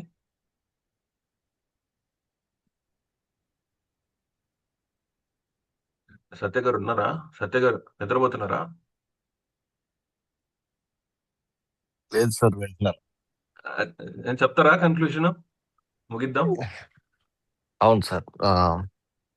ఇప్పుడు చిన్నప్పుడు మనం అబద్ధం చెప్తే, చిన్నప్పుడు ముద్దు ముద్దుగా అబద్ధాలు చెప్తే సంతోషించేవాళ్ళు చాలా మంది. అరే బాగా మాట్లాడుతున్నాడే. అదే ఒక 10 ఏళ్ళు వచ్చిన తర్వాత అబద్ధం చెప్తే అదే అమ్మ కొడుతుంది. కొట్టి అబద్ధం చెప్పకూడదు, నిజం చెప్పాలి అని చెప్తుంది. అది మనకి ఎప్పుడు తెలుస్తుంది అంటే, ఓ 10 అబద్ధాలు ఆడి, అంటే ఒక అబద్ధం ఒక దాంతో ఆగదు కదండి. 2 చెప్పాలి, 3 చెప్పాలి, 4 చెప్పాలి. దాంతో టెన్షన్ బిల్డప్ అవుతుంది ఆ పిల్లవాడికి. ఇలా అవుతూ అవుతూ ఏమవుతుంది, ఒకరోజు తెలుసుకుంటాడు అమ్మ చెప్పింది నిజమే. నిజం చెప్తే పోతుంది కదా, ఏమైంది మహా అయితే ఓ దెబ్బ కొడుతుంది. అమ్మ కూడా ఏం చేస్తుందంటే, ఒకసారి కొడుతుంది కానీ రెండోసారి అవునా నాన్న పర్లేదులే, లేదమ్మా నేను 2 స్పూన్లు చక్కెర తినేసానని చెప్తాడు. 3వ రోజు నుంచి అదే అమ్మ ఏం చేస్తుందంటే కొంచెం ఇస్తుంది, అంత తినేయకుండా. సో ఆ డిసిప్లిన్ అనేది చిన్నప్పటి నుంచి అలవాటు అవ్వాలి. ఈ చిన్నప్పుడు టాపిక్ నేను ఎందుకు తీసుకొచ్చానంటే, మనం చిన్నప్పుడు పిల్లలకి రకరకాల డ్రెస్సులు వేస్తూ ఉంటాం. డ్రెస్సులు వేసి ఫోటోలు తీసుకుని మనమే వాట్సాప్లో కానీ ఇన్స్టాలో కానీ అప్లోడ్ చేస్తూ ఉంటాం. దానికి క్యూట్ అని చెప్పి లైక్లు అవి కూడా వస్తుంటాయి. అదే పెద్ద అయ్యే కొద్దీ ఏమవుతుందంటే, వద్దు నువ్వు ఆ డ్రెస్సులు వేసుకోవద్దు, ఇంకో డ్రెస్ వేసుకుంటే, నేను చిన్నప్పుడు వేసుకున్నాను కదా ఇప్పుడు వేసుకుంటే ఏమైంది, నీకు చేదస్తం పెరిగిపోయింది అంటారు. వాళ్ళకి అది తెలియదు, ఆ వయసు టీనేజ్ అంటారు దాన్ని. అటు వయసు పరిపక్వత చెందదు, ఇటు తెలిసి తెలియని వయసు అనొచ్చు దాన్ని. అలాంటప్పుడే మనం చాలా జాగ్రత్తగా హ్యాండిల్ చేయాలి పిల్లల్ని.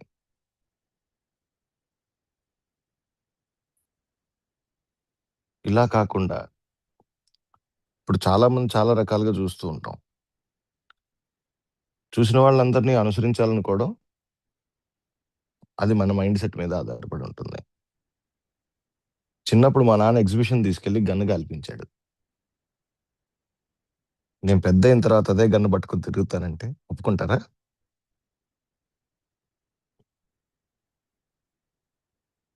ఒప్పుకోరు. సో ధర్మం అనే దానికి కూడా ఒక అర్థం ఏమిటంటే, దేశ కాలమాన పరిస్థితుల ప్రకారం ధర్మాన్ని ఆచరించాలి.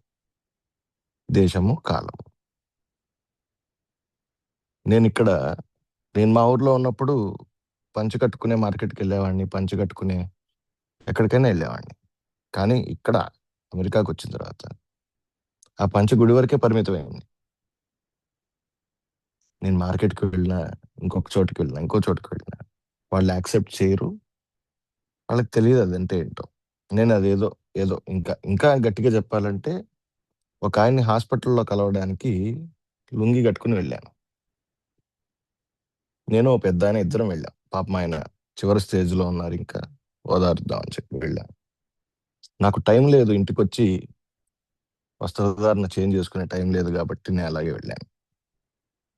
అక్కడున్న సెక్యూరిటీ గార్డ్ కానీ ఇంకొకళ్ళు కానీ వాళ్ళు మన దేశం కాదు, మనది. వాళ్ళు ఎలా చూశారంటే డిఫరెంట్గా చూశారు. ఇంకొక ఆయన వచ్చి అల్లాహ్ అక్బర్ అని వెళ్ళిపోయాడు. సో వాళ్ళు ఏమనుకుంటారంటే, వీళ్ళు ఈ లుంగీలు కట్టుకున్న వాళ్ళు ఇలాంటి వాళ్ళందరూ ఇది అనుకుంటారు. కానీ మన దగ్గర అది చాలా సాంప్రదాయమైనటువంటి వస్త్రధారణ. అలాగే మీరు చెప్పినట్టు ఎక్కడికి వెళ్ళినా, ఎప్పుడు వెళ్ళినా ఆ స్థితిని బట్టి, ఆ పరిస్థితిని బట్టి మన వస్త్రధారణ అనేది ఉండాలి. ఇలా ఉంటే ఎటువంటి ఇబ్బంది ఉండదు. మనం ఇంట్లో ఉన్నప్పుడు షార్ట్స్ వేసుకోవచ్చు, బయటికి వెళ్ళేటప్పుడు మంచి వస్త్రధారణతో వెళ్ళాలి. చలికాలంలో షార్ట్లు వేసుకుని తిరిగితే ఏమంటారండి? పిచ్చోడంటారు. ఎండాకాలం స్వెటర్ వేసుకుని తిరగలమా? తిరగలేం కదా. అంతే పబ్లిక్ లో వాళ్ళు వెళ్ళేటప్పుడు నలుగురు ఉంటారు. ఇప్పుడంతా సెల్ ఫోన్ యుగం అయిపోయిందండి. ఇందాక ఎవరో చెప్పారు కమ్యూనిటీలోకి క్లబ్లు ఇవన్నీ క్యాసినోలు వచ్చేస్తున్నాయి. ఇవి చేతిలో వచ్చేస్తున్నాయి, మన సెల్ ఫోన్ లో ఉన్నాయి. డబ్బులు పోగొట్టుకోవాలంటే ఎక్కడో పోగొట్టుకోకల్లా, ఒక యాప్ వేసుకుని దాంట్లో గేమ్ ఆడితే అయిపోయింది, క్రెడిట్ కార్డు ఖాళీ అయిపోతుంది. సో అది ఆ యాప్ వేసుకోవాలా, దానివల్ల ఇబ్బంది పడాలా, లేదు అలాంటి వాటి జోలికి వెళ్ళకూడదా అనేది మన విచక్షణ మీదే ఆధారపడి ఉంటుంది. అది రూట్స్ నుంచి రావాలండి. మనం రూట్స్ నుంచి రావాలి. కొందరు మధ్యలో నేర్చుకుంటారు. కాకపోతే చిన్నప్పటి నుంచి ఇట్లాంటివి నేర్పించడం చాలా అవసరం. నేను చిన్నప్పుడు మా బామ్మగారితో ఎక్కువ సాన్నిహిత్యం ఉండేది.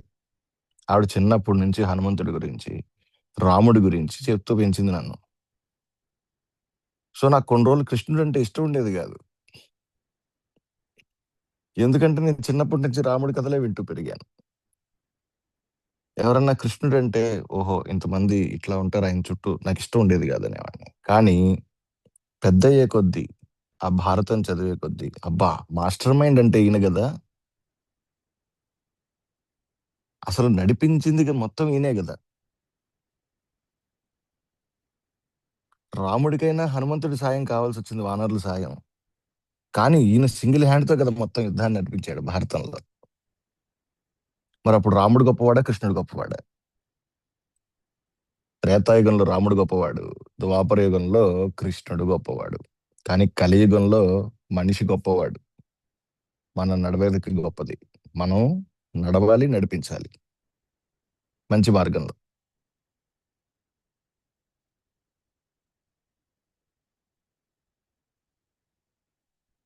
థ్యాంక్ యూ అండి.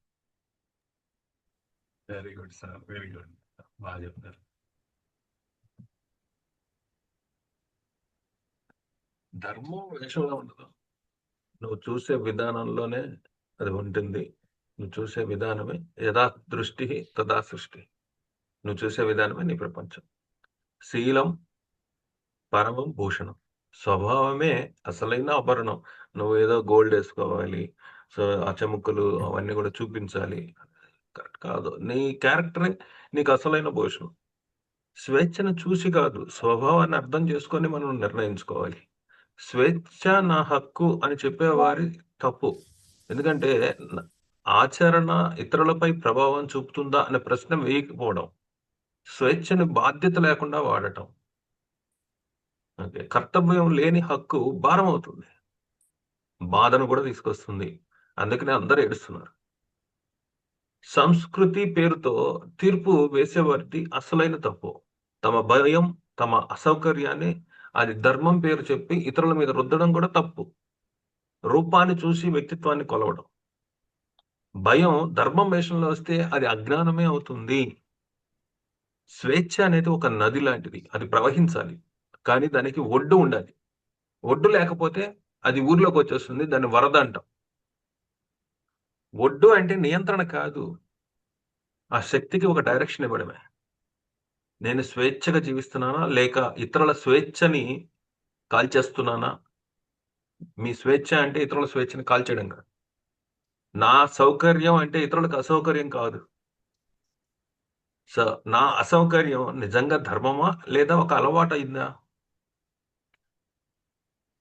స్వేచ్ఛ అంటే నచ్చింది చేయడం కాదు, నచ్చని దాన్ని కూడా అర్థం చేసుకునే ఒక స్థితి. న్యాయంగా జీవించడం అంటే ధర్మం కాదు, దయతో తీర్పు ఇవ్వడమే సత్వం. స్వేచ్ఛని తీర్పు చేయడం మానేసిన రోజు మనలోని ధర్మాన్ని నిజంగా మేల్కొల్పబడుతుంది. అప్పుడు మనిషి మృగం నుంచి మారి నిజమైన దేవుడికి దగ్గర అవుతారు. ఇది ఈరోజు మనం చేసిన డిస్కషన్. సో అందరికి నచ్చింది అనుకుంటాను. మనం ఈ సత్వ సాధన అనేది మళ్ళీ కంటిన్యూ చేద్దాం. నెక్స్ట్ ఇంకో గూడుపుటానికి జరుగుతుంది సనాతన ధర్మం, దాని గురించి కూడా చర్చించుకున్నాం. అసలు సనాతన ధర్మం అంటే ఏంది? ఓకే, సో అందరూ వాడేస్తున్నారు సనాతన ధర్మం అని. అసలు సనాతన ధర్మం అంటే ఏంది? వాళ్ళు ఇష్టం వచ్చినట్టు వాడేస్తున్నారు. దానికి డెఫినేషన్లు రకరకాలుగా ఇచ్చేస్తున్నారు. అసలు సనాతన ధర్మం అంటే ఏంది? సనాతన ధర్మం అంటే ఏ విధంగా ఆ సమాజాన్ని ముందరికి తీసుకెళ్తది అనేది మనం తెలుసుకుందాం. సో అది ఒక మతానికి పులిమేసుకుంటున్నారు, ఒక రాజకీయ పార్టీలకి పులిమేసుకుంటున్నారు, ఒక వ్యక్తికి పులిమేసుకుంటున్నారు. దాన్ని రకరకాలుగా వాడేస్తా ఉన్నారు. దాని గురించి కూడా ఒక ఎన్లైట్మెంట్ డిస్కషన్ అనేది మనం ఇద్దాం. ఓకే, సో ఇది ఎవరిని నొప్పించడానికి కాదు, ఒక చైతన్యాన్ని తీసుకురావడానికి, ఒక అవగాహన పెంచడానికి ఈ డిస్కషన్ అనేది. దీనివల్ల ఎవరికైనా ఏమైనా ఎటువంటి ఇబ్బందులు కానీ జరిగి ఉంటే, ఓకే, ఎవరైనా దీనివల్ల ఏదైనా బాధపడి ఉంటే వీఆర్ రియల్లీ సారీ అండి. ఓకే, ఇది ఒక అవగాహనతో నలుగురికి ఉపయోగపడాలని చెప్పిన డిస్కషన్ అండి. ఓకే, కొంతమంది ఫ్యాన్స్ ఉంటారు, కొంతమంది వాళ్ళ ఫాలోయర్స్ ఉంటారు, కొంతమంది వాళ్ళని సపోర్ట్ చేసే వాళ్ళు ఉంటారు. వాళ్ళందరినీ నొప్పించడానికి కాదు, ఎవరికి నొప్పి కలగకుండా మనము మన దారిలో వెళ్ళడానికి ఈ అవగాహన జరిగింది. ఓకే, అందరూ అర్థం చేసుకుంటారు అనుకుంటున్నాను. Thank you.